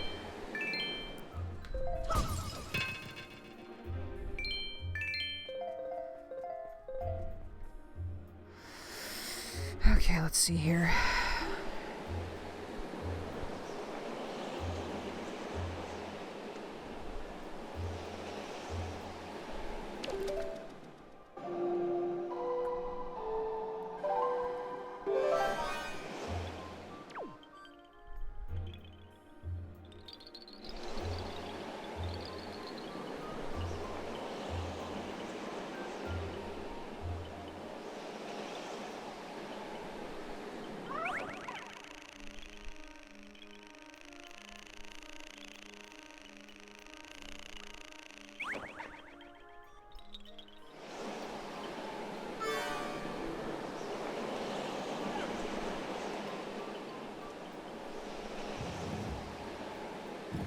It was in here. Yeah, it was in here.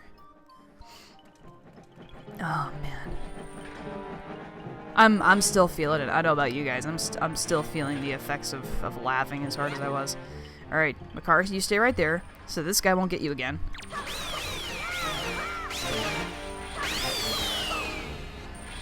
I'm an after-school daycare teacher. Any advice for staying sane? Any advice for staying sane?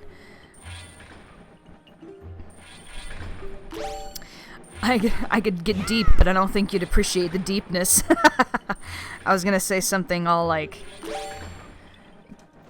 keep in mind, you're training the future generation, so be kind, because you want them to have a good influence, and all that stuff that you know that already. Let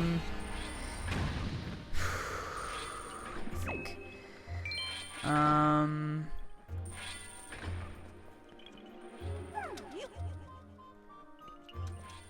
Any advice for staying... Actually, advice for staying sane. Do what my mom did. Find adult conversation. And find it often. Oh, shit. And don't take for granted the little things that they will do for you. Kids are very innocent, and they don't always know, but sometimes they really do mean the best, even if they don't, like, understand what they're doing. So, you know, just try and be patient with them. They're a bunch of precocious little youngsters, and but adult conversation, I think, you know, just being around other people your age being super important.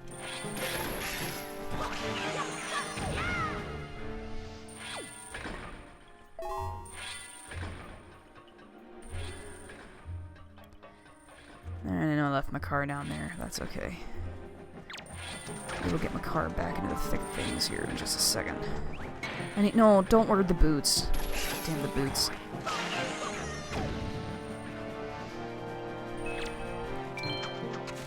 No, stop wearing the boots.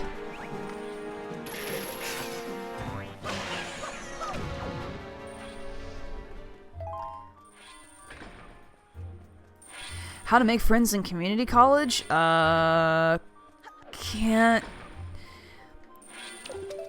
tell you. I never went to college.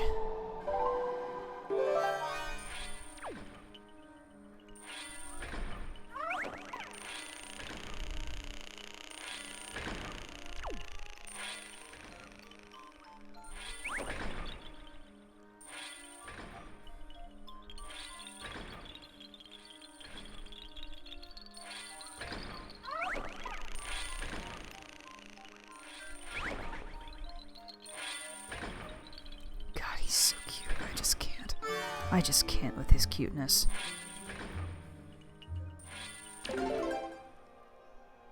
Yo!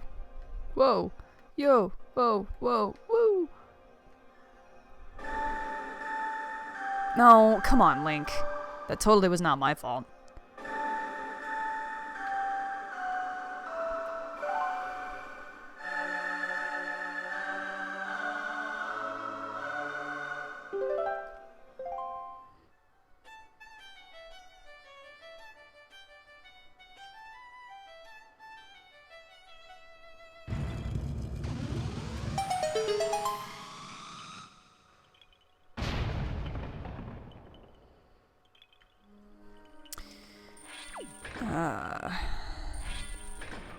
Do you like Hamilton? Never seen the show, never heard the soundtrack.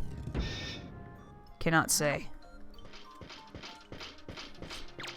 But now that you've brought it up, I'm sure people would be more than willing to start singing the lyrics in the middle of the chat, so you probably found some friends right here. People seem to really, really like Hamilton amongst my subscribers, so...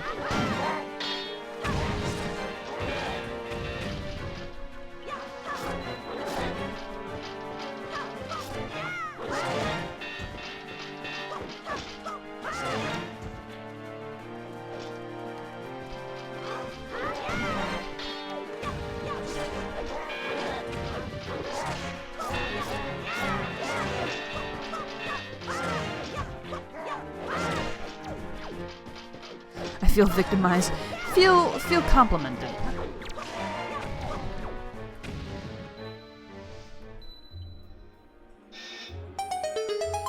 Imagine Makar as your roommate. Just trying to sleep, but every time Makar walks throughout the house, you just hear jinkle jinkle. Best roommate ever.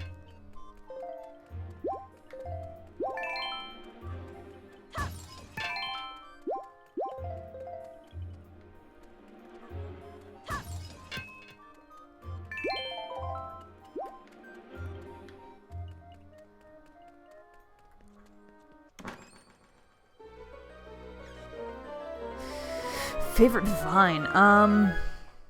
So there was a guy who used to do, God, I can't remember his name, but he used to do different, like, video game styled, like, not really role plays, but just, like, how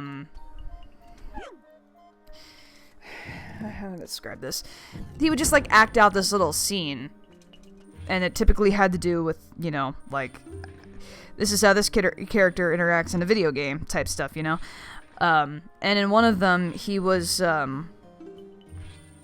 this really dramatic teen. Oh, it was about whenever you name your video game character your name, as opposed to just, like, the standard, you know, just, like, the standard name. And it went, he's speaking in this really deep, epic voice, and he's got this crown on, and he has this like sheet over his shoulders, so it looks like he's, you know, sinister or whatever. And he says something along the lines of, "You will never find Prince Horus. I, King Dragon, will smite you down, Dennis." Because, you know, like the guy put his name in as Dennis, and then he turns into Dennis, and he goes, "That's me," and then the vine starts all over again. I always thought that was pretty funny because it's pretty much what it's like. You will never find Prince Horus. I, King Dragon, will smite you down, Dennis. Oh, that's a good one.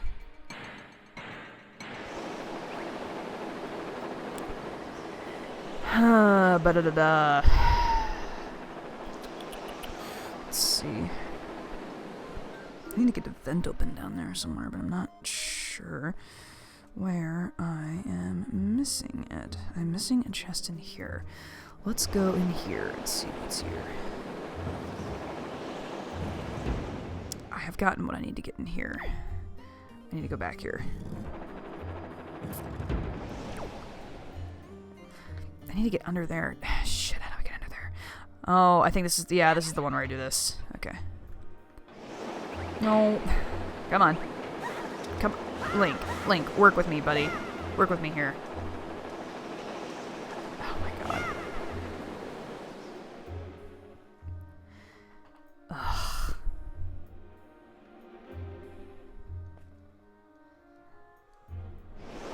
There we go. Let's see, this is going to be in a very specific part of the building. I need to find it. There it is. Turn around, Link. Hurry, buddy.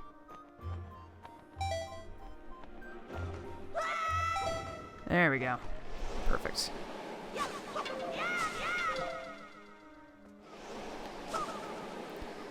Did you ever go through an emo phase?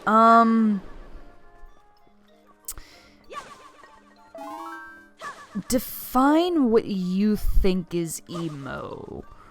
I went through a phase where I wore black, but I didn't, like, put on a lot of makeup or anything like that. I don't know. Oh.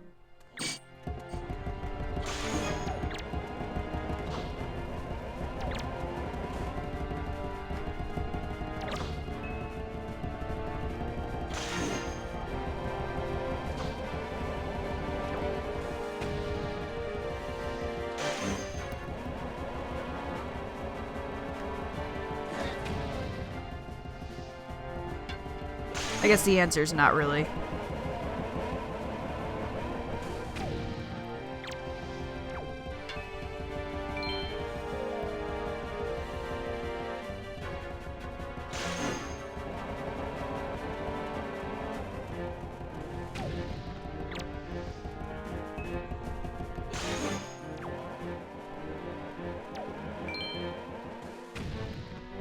Starch masks. Favorite conspiracy theory and Mandela effect? You know, I actually don't know that I have one. I've been asked this question before, and I couldn't think of anything that, like, that came to mind really quickly. So I don't know that I actually have a favorite conspiracy theory.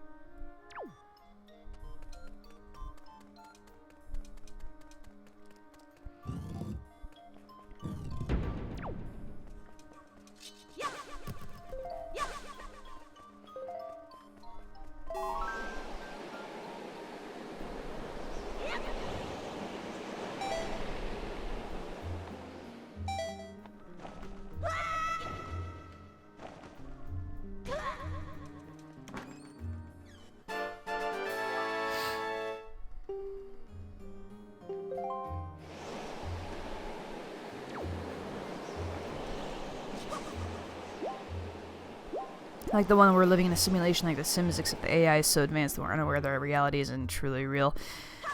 You know, they made a movie about that kind of thing, you know?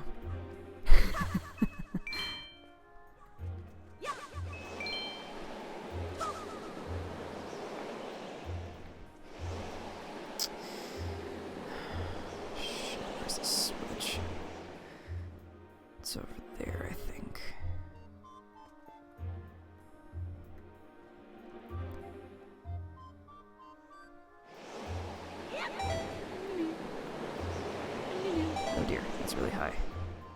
That's a bit higher than I needed it to be. Oh, wait, there's a door on the other side. Oh, crap. Really? I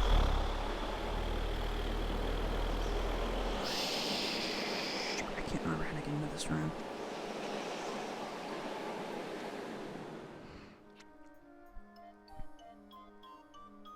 But I bet I can figure out how.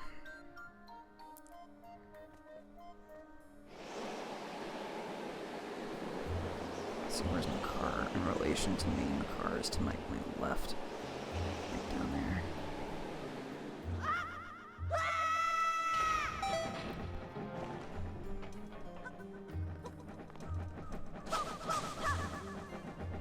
Wait, Makar isn't down there. Where's Makar? Dude, where's Makar?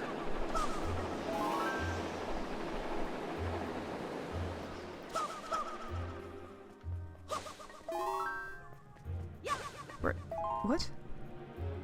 What? What? Why is he on the first floor? Makar, you're silly. What are you doing all the way up there, buddy? Let's see if I can get in on this. Where are you, dude? Oh, I need to get over here quick before my magic goes out. I forgot to go down a room, and so I didn't flip a switch that I'm supposed to flip in order to get that floor acting up. And you need to go away! Please. And up. Makar? Makar, where are you? Oh shit, I'm running out of magic. Makar! Makar, I need you! Buddy, Makar!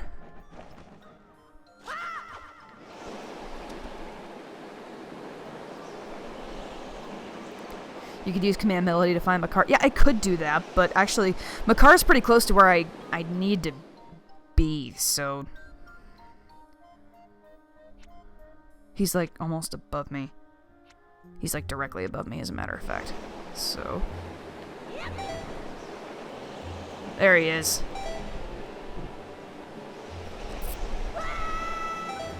Hey, cutie.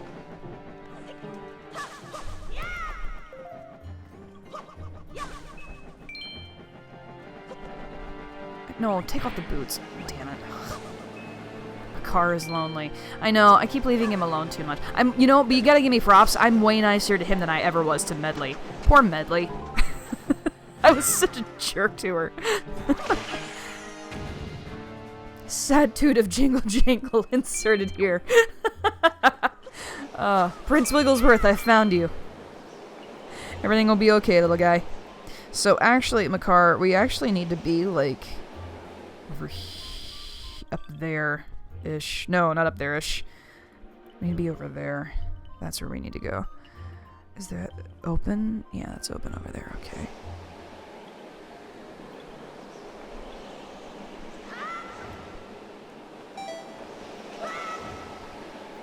Wait, what? But there's supposed to be a thing. There's supposed to be a kaboom. There's supposed to be an earth-shattering kaboom.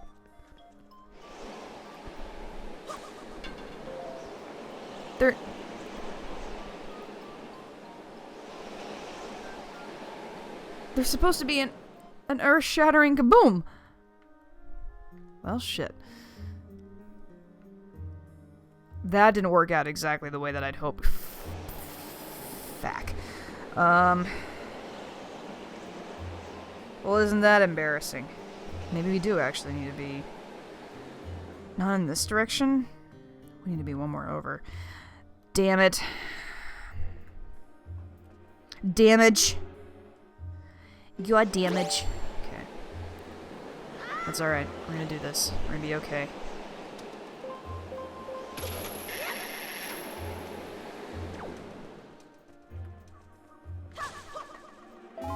Let's see. I kinda need more magic potion if I can't find it.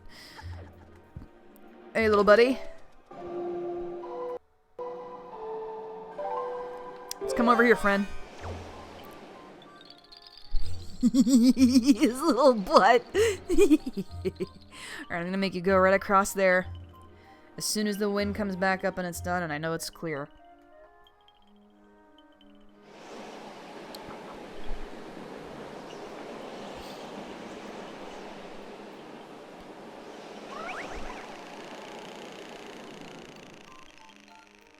Come on, please make this. Please make this. Please make this. I'm not gonna make this. I might just barely make this. Shit! I didn't make it. Oh no. Ah, Makar! No, Makar! No! Oh. Oh no! Makar! Okay. Okay, there he is. There he is. We're good, everybody. Makar is safe. We are back together. What do you think Koroks eat? I think they eat meat because they're vegetables. Didn't see that one coming, did ya? Oh yeah, I gotta get up here. Oh my god, I haven't even been back in this room. Link, I think that the Hookshot you have can probably latch onto the trees I planted. Give it a try. I will give it a try, little guy. I'd be more than happy to, but I have to kind of veer away from these wizrobes that are showing up now because they're bad news. Especially these guys. They're not wizrobes.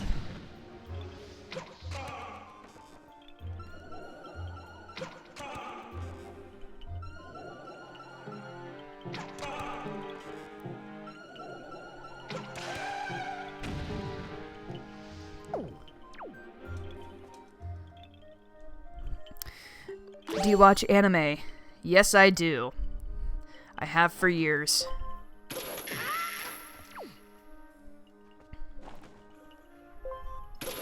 There's actually all sorts of anime that's in this apartment right now. We actually just recently got the Blu-ray edition of Outlaw Star. Outlaw Star is a great one if you haven't seen it. Makar is secretly a deadly predator. Hell yeah, he is. It's the jingle jangle is the distracting. That's how he gets his food.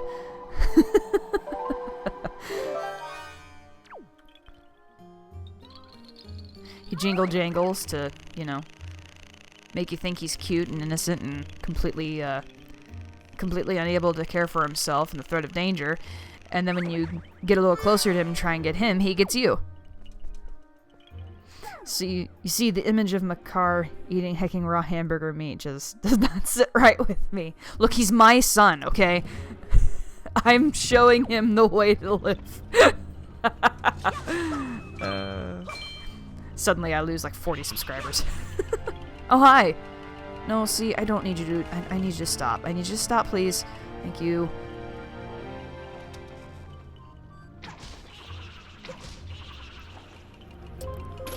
That's right, that's what I gotta do these guys.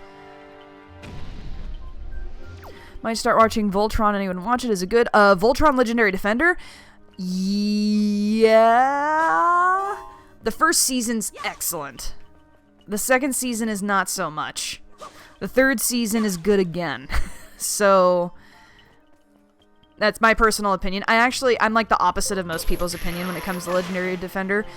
Everybody thinks opposite of how I do when it comes to that show, so, you know.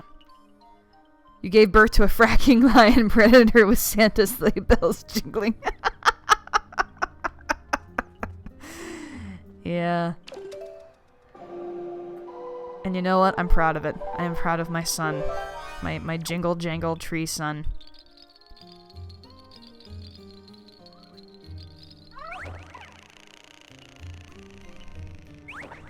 I will say that part of the thing with Voltron Legendary Defender for me also is that the fandom became really toxic, and it became like a huge ship war, and like all this really dumb stuff has happened that DreamWorks has kind of allowed happen, which is really weird. Like Studio Mirror is the studio that does the animation for it, the same people that did the animation for like Airbender and Legend of Korra. And like an image of season 3 before it was released was posted on the internet, and Studio Mirror contacted this person that posted it, and they were like, hey, this is our property, you need to like take this down. And the person was like, I'm not taking it down until you make my gay ship canon. And like, that stuff's not cool. And they got into this big dispute over it, and whoever like didn't get the phone from this person and let it leak like got in huge trouble. They might have gotten fired actually, and it was just this whole ordeal, and like people get really toxic and really it's it's a shame too because like I enjoy the original Voltron, the one that aged really poorly, that was made back in like 1984. And there used to be like nobody in it, and there was only a select group of people that like were really invested in the show and thought it was cool. And then, like, we heard that DreamWorks got the rights to it. We were like, holy fuck, DreamWorks is going to make an amazing TV series. And we were totally right for the first season.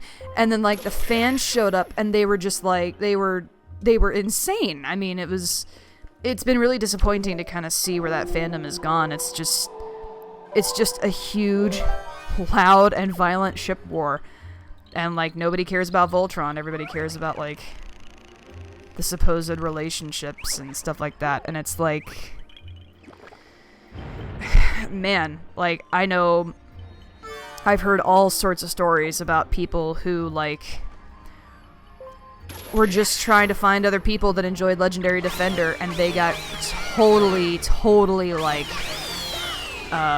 ripped apart just because they didn't like a ship that somebody else did, or they didn't think that a character was bisexual, or they didn't think that a character was gay, or like whatever. None of these things are confirmed in the show, by the way. Like, there's no confirmation of any sexual orientation of any character, and a lot of fans have like screamed at DreamWorks and have called them cowards for not making characters gay and stuff like that. And it's just like, it's like, geez, guys, like, I don't know, I've kind of hesitated to talk about this for a little bit because I realize that people have very strong opinions about it, and that's completely legit. Like, I totally get that.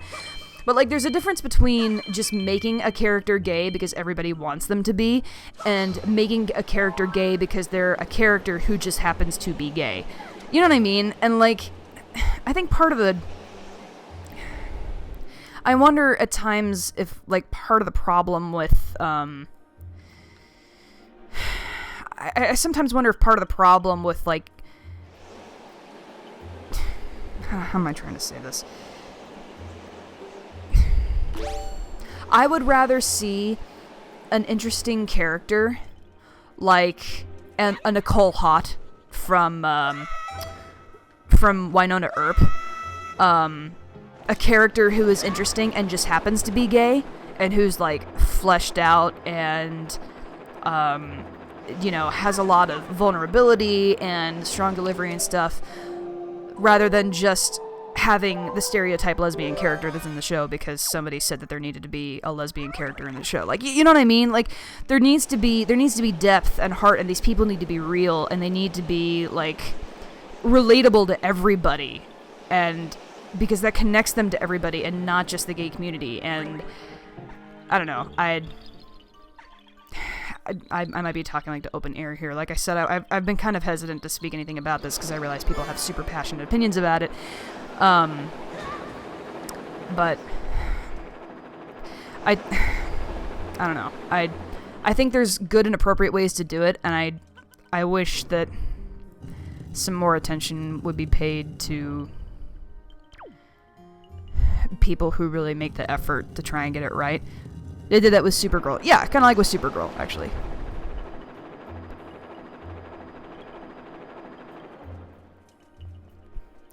Part of the really exciting part of seeing LGBT characters is that they feel real. They're in some weird sexual icon or just for ships. These characters have struggles and feelings. Yeah, exactly. Like, it's important that we get to know them as the person. And that to us, the viewers, they are the person, and yeah, they're also gay. It's not just they're the gay character and they're the gay character. You know, like, I don't know. It's kind of a hard thing to talk about and articulate my thoughts with it, because there's been really good examples of it, and then there's been really bad examples of it. Like, I wish that a really simple way to introduce that a character is gay, and I've talked to another friend about this before, that I wish that most TV shows or even, like, movies would take this into consideration. Like, an easy way to do it is just to have, like, you know, a male and a female, or two female or two male characters sitting in a coffee shop or something waiting for other friends to show up, and one just turns to the other and says, says something like points to somebody else in the establishment and says something along the lines of what about them, and it's like another guy or it's another girl, or it's very clear that they're doing a little bit of matchmaking or something, or just not matchmaking, that's the wrong word to use for it. It's just like they're attractive, and it's like, yeah, and then it kind of moves on, so it's like, alright, we've established that this character is at the very least bisexual, and then maybe we can give him a storyline from that, but it's not like... Sorry, now I'm waiting for the Swizz robe.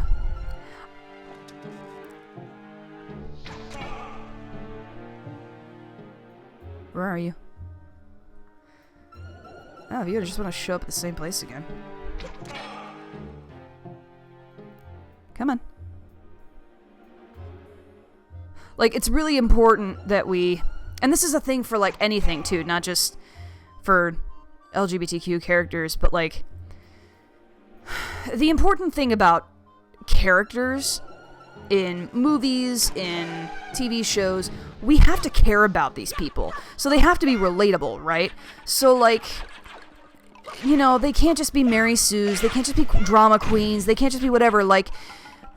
A plot drives a story, yeah, but there is such a thing as liking a movie or liking a TV show for purely the sake of the characters. Like, I have a whole category of movie that I like that's on top of just like guilty pleasure.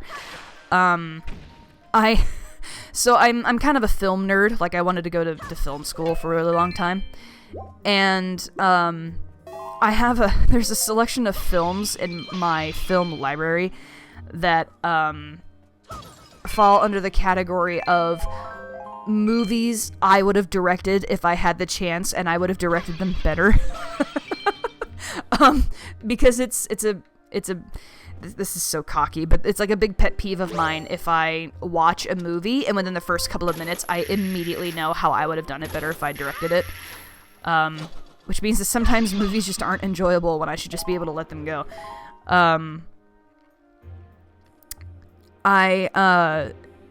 In that, at the moment, there's two movies in there that I think most people would recognize.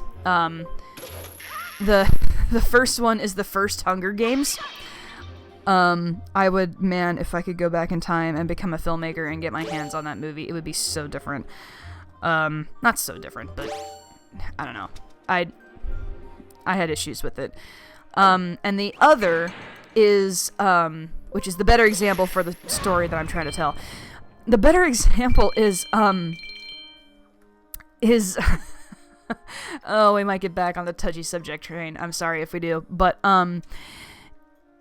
did anybody see Ghostbusters, the 2016 Ghostbusters with Melissa McCarthy and Kristen Wiig and Kate McKinnon and Leslie Jones? So I heard all the fuss about it, and I got sick of hearing all the fuss about it, and I decided that I wanted to make my own opinion for it. And when I saw it, I was really surprised that I didn't hate it, because I just didn't like all the trailer. I thought the trailers were awful and just did not get the point of what they were trying to say across, and I was like, oh my god, this movie's gonna be a disaster. And, I mean, it kind of was, don't get me wrong. But, like, I remember sitting there and feeling like there was so much of the movie that was just left out.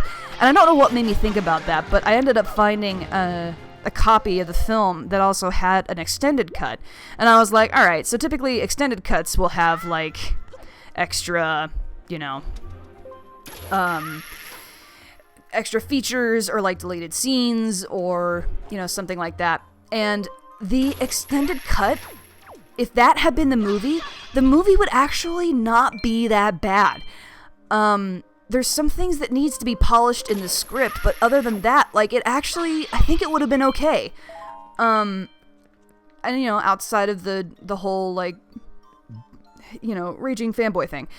And so I was all like, man, I would love to turn this into, because the thing with the plot is that, like, it has one very obvious story that it wants to tell, and it starts to tell it, and then it avoids that story for a majority of the movie, and then tries to tell it again at the end, when it hasn't discussed it for a super long time. And it's really annoying because then you're just like, why am I supposed to care about these characters that you haven't wanted me to care for, you know, the last hour and a half or whatever. And I just, like, the more I kept thinking about it, the more I was like, man, like, now I realize what I really liked about it. I don't like the movie necessarily, but I really liked the characters. And I thought the characters had a ton of potential. And the other thing, too, is, like, the movie wasn't that funny. And I thought that was a huge crime for a film that has 4 women who, you know, Melissa McCarthy is sometimes a guest host for Saturday Night Live, but Leslie Jones and Kate McKinnon are current cast members, and Kristen Wiig was there not too long ago, and I was like, this movie should be funny. Like, why is this movie not hilarious? Kristen Wiig is magnificent at improv, and why is it just not, like, why is, you know? And so I felt like if I had made Ghostbusters, they would have had a lot more free. The movie probably would not have been rated PG. I would have given them a lot more free reign. And another thing about it too was there's a lot of discussion as to whether, or at least before I saw the extended cut, there's a lot of discussion over whether Kate McKinnon's character was gay, which should surprise nobody if you know anything about Kate McKinnon. But there's enough, like, I mean, she's just kind of supposed to be weird in general, but there was enough there where it's just like she was still a cool character, and she was still like this, you know, really interesting and quirky and like what have you kind of character. But she was really, really close to the, you know, what I was talking about earlier about how she's this really smart, assertive, and she's wacky, and she loves music, and she loves dancing, and she, you know, she's this, I guess, strong and independent woman, if you want to say, and she also just happens to be gay.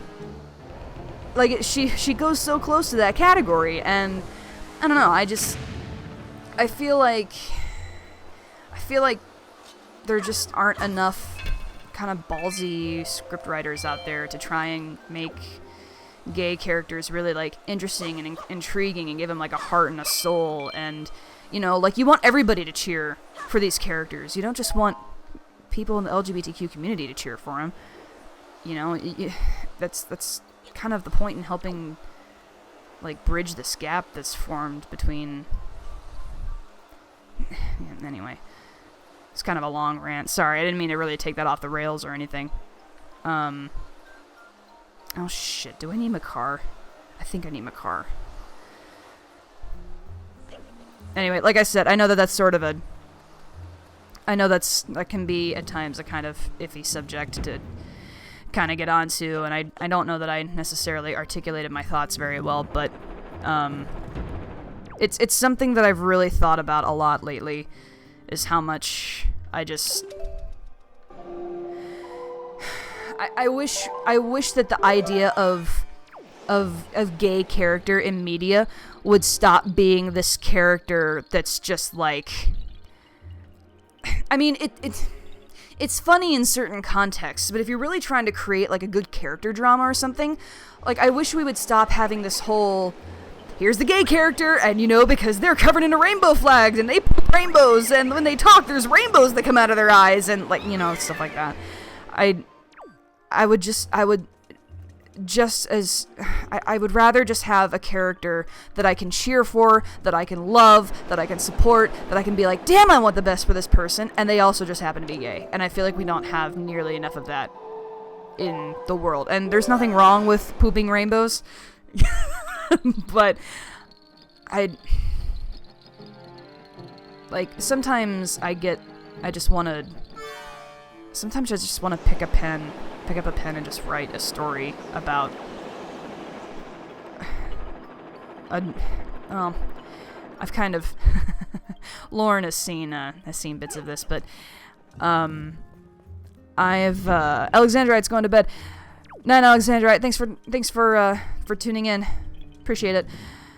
I've sent Lauren some snippets of a story that I'm writing that I'm turning into kind of a fan fiction because I'm wanting it to I'm trying to like test the waters of it a little bit, but like I really just want to write this story about a really practical person who realizes they're gay and like not only struggles with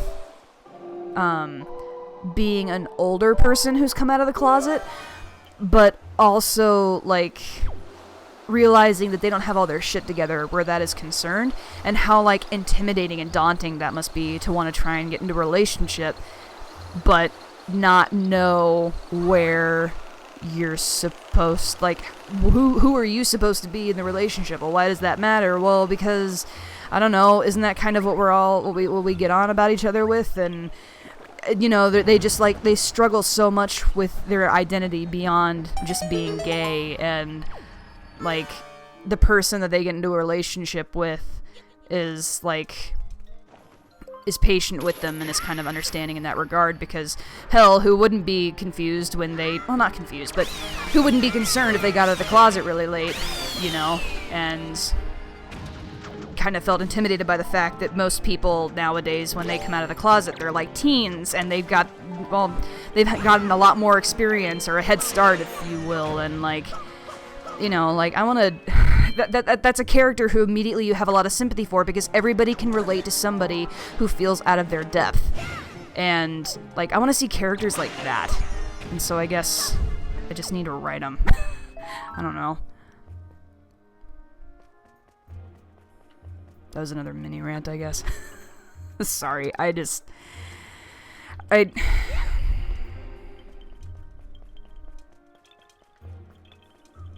know.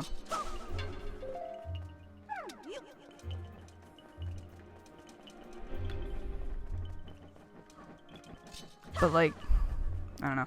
Who am I? I'm just a I'm just a YouTuber trying to help out a community, that's all. Oh hey, we finally made it to the boss's room.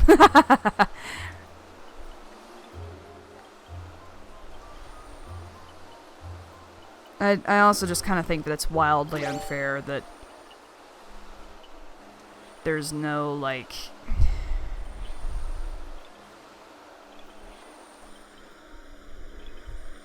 I don't know. You guys who know who, do you guys know who Hannah Hart is? She's, she has a channel on YouTube, that's actually really freaking funny.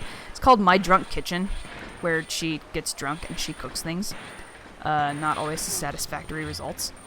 But anyway, she's gay, and she's done a lot of really great things for the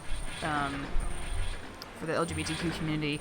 And one of the things that she's doing, in addition to having a show right now on Food Network, she's also in the middle of trying to develop an LGBTQ-centered comedy. And I remembered reading that and being like, God, it's about time.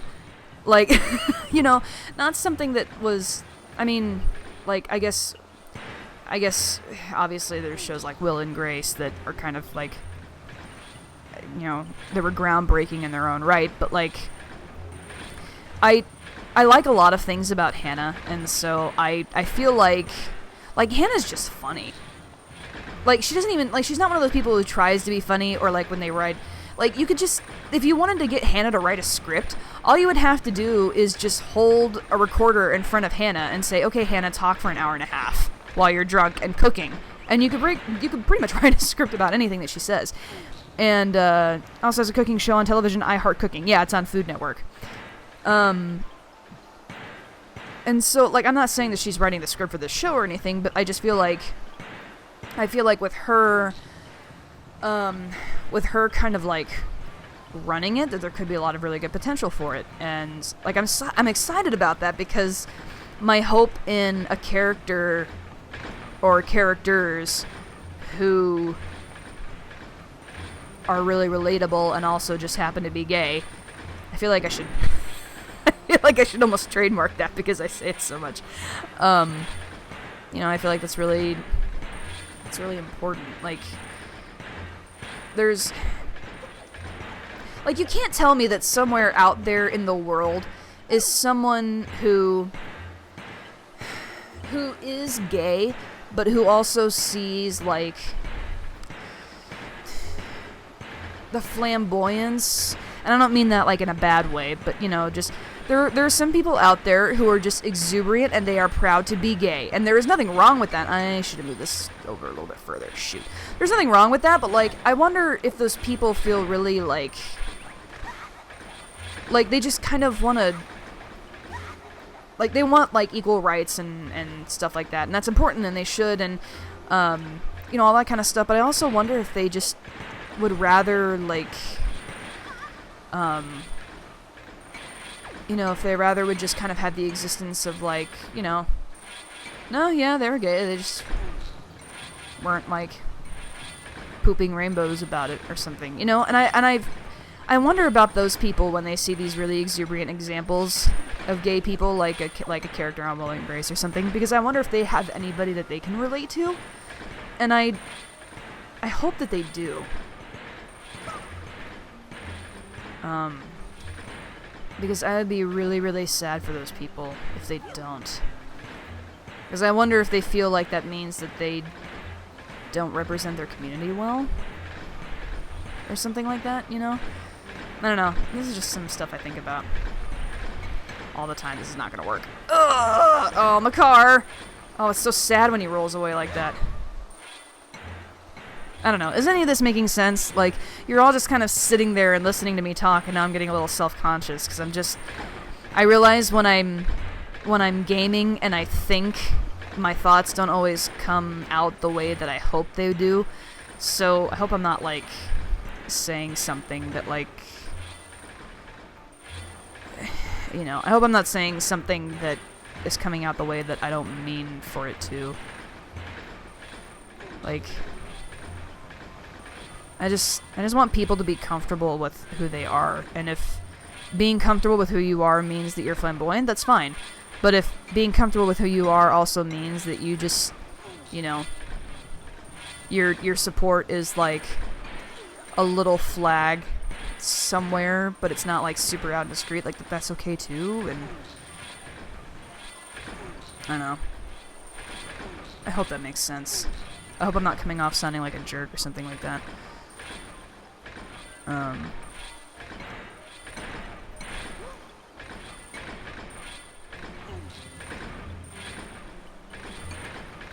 Does feel like that a lot. It's kind of like you're being gay wrong. It's easy to be super flamboyant online, but in person I'm very quiet and shy, especially about being gay. Yeah. I think I'm very aware of. I live in San Francisco, which has been called the gay epicenter of the country. Yeah. Seattle's kind of like that too. But another survey came out and said it's actually the same place in the Midwest. Someplace in the Midwest where they live normal lives and aren't as open about their differences. Never grew up with any LGBT characters in general, let alone someone quiet and modest to relate to. Okay, it does make sense. Good. Like, good. Sometimes I feel like if a character isn't gay enough, everybody gets really upset about it.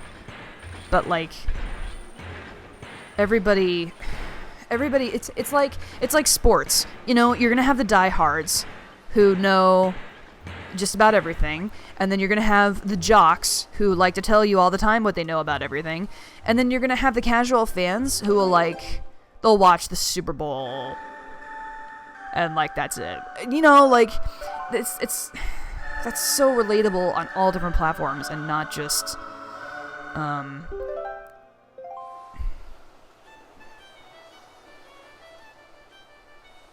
yeah.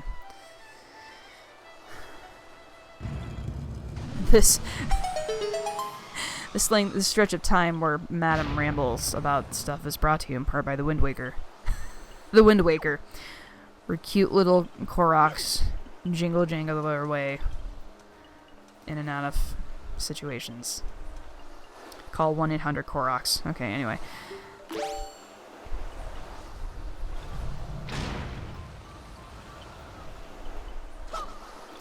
Anyway, thank you for letting me ramble about that for a second. I hope that made sense and all that came off the way that I meant for it to. I'm probably gonna end up listening to this stream later and like get myself in knots because I worry constantly about not getting my thoughts out the way that I want them to be, and like stuff not making sense. God, I worry about that all the time. I worry about that with streams. I worry about that with, like... I worry about that with content and videos and, like... I don't know. Just don't want to alienate people, you know? Everybody deserves to have that person that they can be related to. Anyway, we're getting ready to fight a boss here, so... probably shelve that for a little bit. Ooh, this is the perfect time to fight the boss, actually, because I need to, not too long here before I actually need to...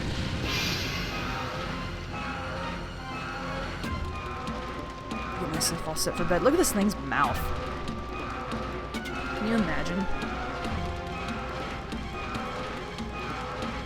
This boss actually has, like, a theme that I really, really like. It's one of my favorites in the game. Okay, so my first problem here is that I don't have the proper equipment equipped, so let's get this hook shot taken care of right away. We're gonna want to go into the sinky hole, because he's gonna pop up and he's gonna be like, nee. I want to focus on this little guy, bring him over, whack it with the sword. The problem is if we get too close to him, he can actually, like, snipe us in his jaws, and he can eat us, which is not good, so...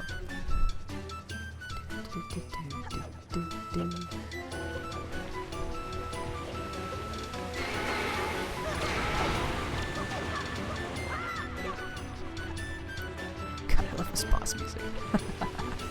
This boss music's really hit and miss with some people, so I always like to point out that I like it.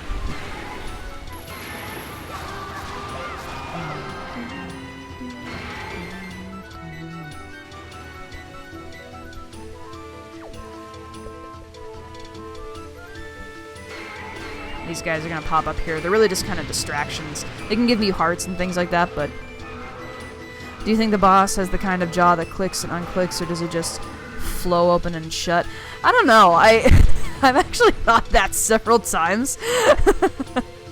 Every time I fight this boss, I wonder the same thing. And then I wonder what it's like to have a jaw like that, and then I get kind of weirded out.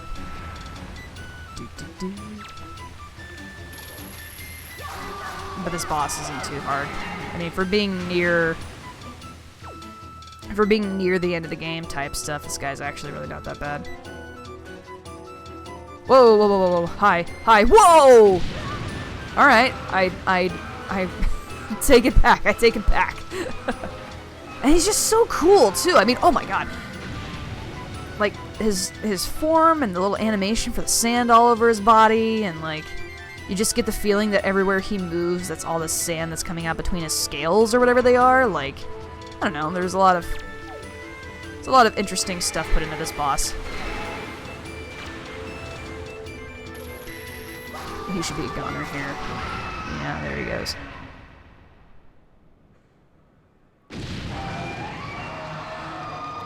I was typing out something super sappy, but I decided not to post because I don't like emotions. Ew. But I totally understand your rant. It's a really kind sentiment. No, thank you.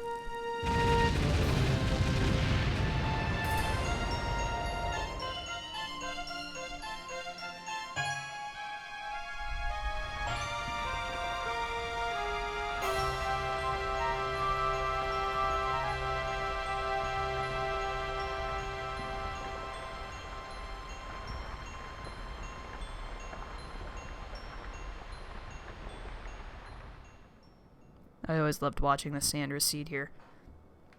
I always thought it was so cool. Alright.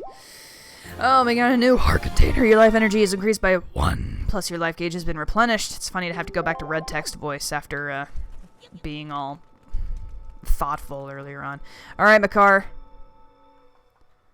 Let's get this going, little guy. Oh my god, you got some mad jumps to you. Moving up those stairs earlier really helped, huh?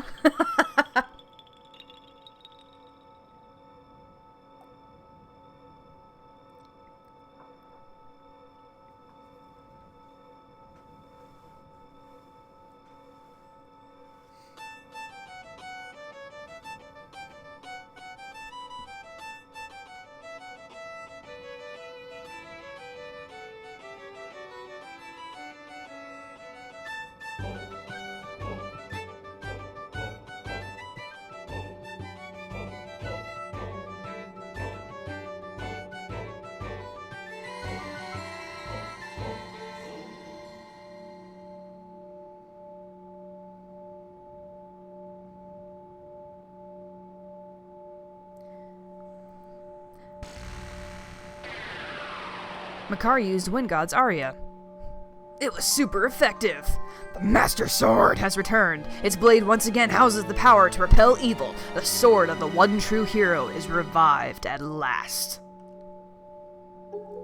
Link, I have fully restored the power to repel evil to your Master Sword. And my ancestors are most satisfied.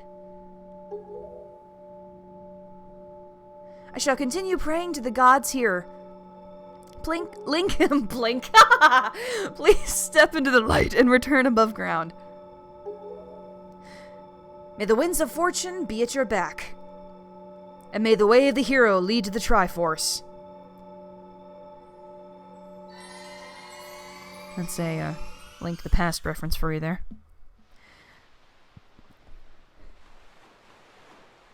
Hello, Fi in there, buddy. Oh, the feels. I see. So the Forsaken Fortress is already like a molting skin that casts off, like a molting snake that casts off its dead skin. It's time to end this stream soon. The place is so empty and quiet, one can almost hear the echo of dead leaves falling to the cold, cracked ground. Why? What ails you? What? Who's a long face? The monsters are gone from the world. Doesn't that make you a little happy?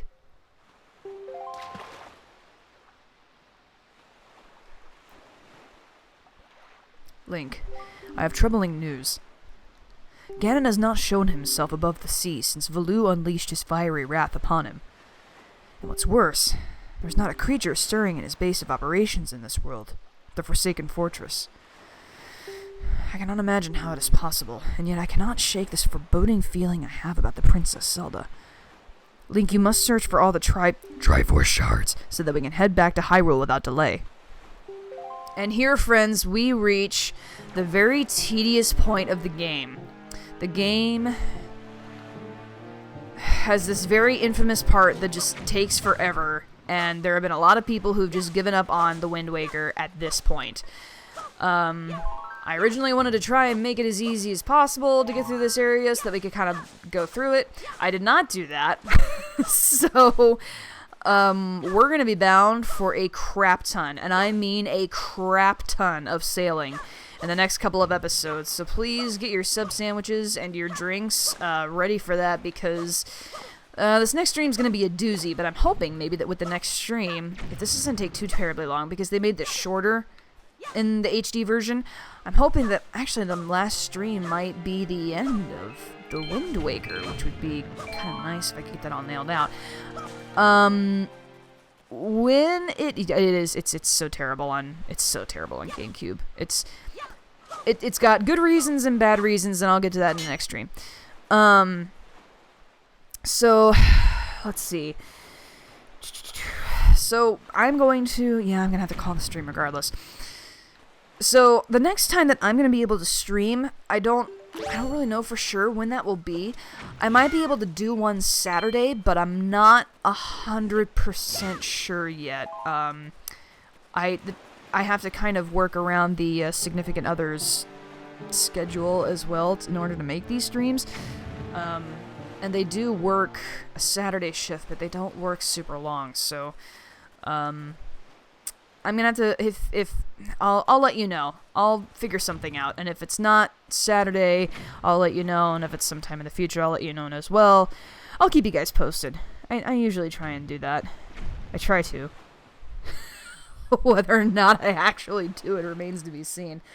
So with that said, and Link protecting himself from all sorts of dangers, and excuse me as I move the mic just a tad as I go a little bit further, there's something else that I wanted to bring up too while I have you guys here.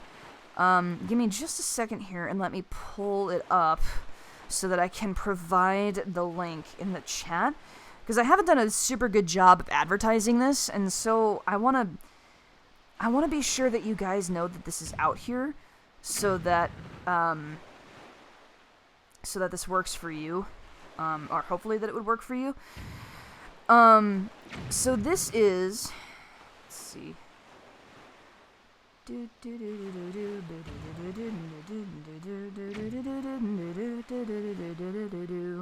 No, don't paste it. Oh my god. I'm not that tired, am I?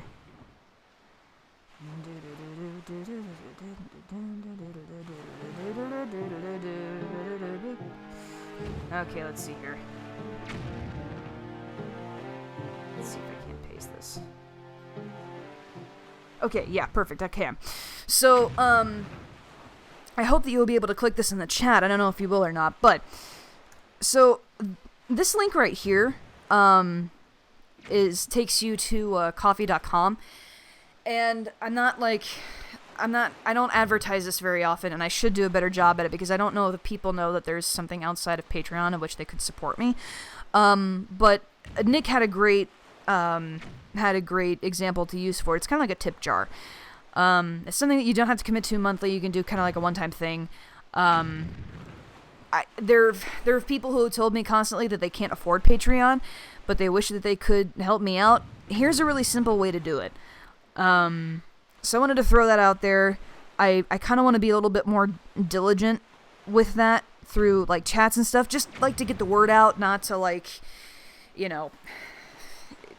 Again, people have been asking me about different ways that they can support me outside of Patreon, and so I'm trying to find those ways, and coffee is a really simple way to make it happen. So that's there, and I'm going to put one in the little descriptor box below at the end of the stream, so that if people have been watching this all the way through, they have that link for themselves as well. But yeah, I'm looking into different ways, guys, and this has been one that has worked in the past, so yeah, there it is. If you've not seen it before, I've had it on a lot of my videos lately, but if you've not seen it, there it is. So, with that said, I am saving the game, bringing this big, broad adventure of ours to a close, at least for right now. So, thank you, everybody, so much for tuning in. Thank you for your awesomeness. Thank you for letting me ramble. And thank you for being patient with me in those rambles. And I will let you know when I will be streaming again. Hopefully it'll be sometime soon, but I will keep you posted on everything. So, yeah. Thank you guys so much. I am so happy to have all of you along for this crazy ride. And one of these days I'll end these streams without being overly sentimental. That day is not today. That day's definitely not today. Okay, I gotta go get ready for bed, guys. So, thank you so much.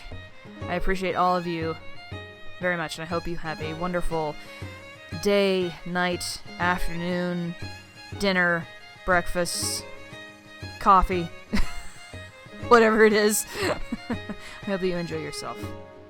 Thank you guys so much. I'll see you later.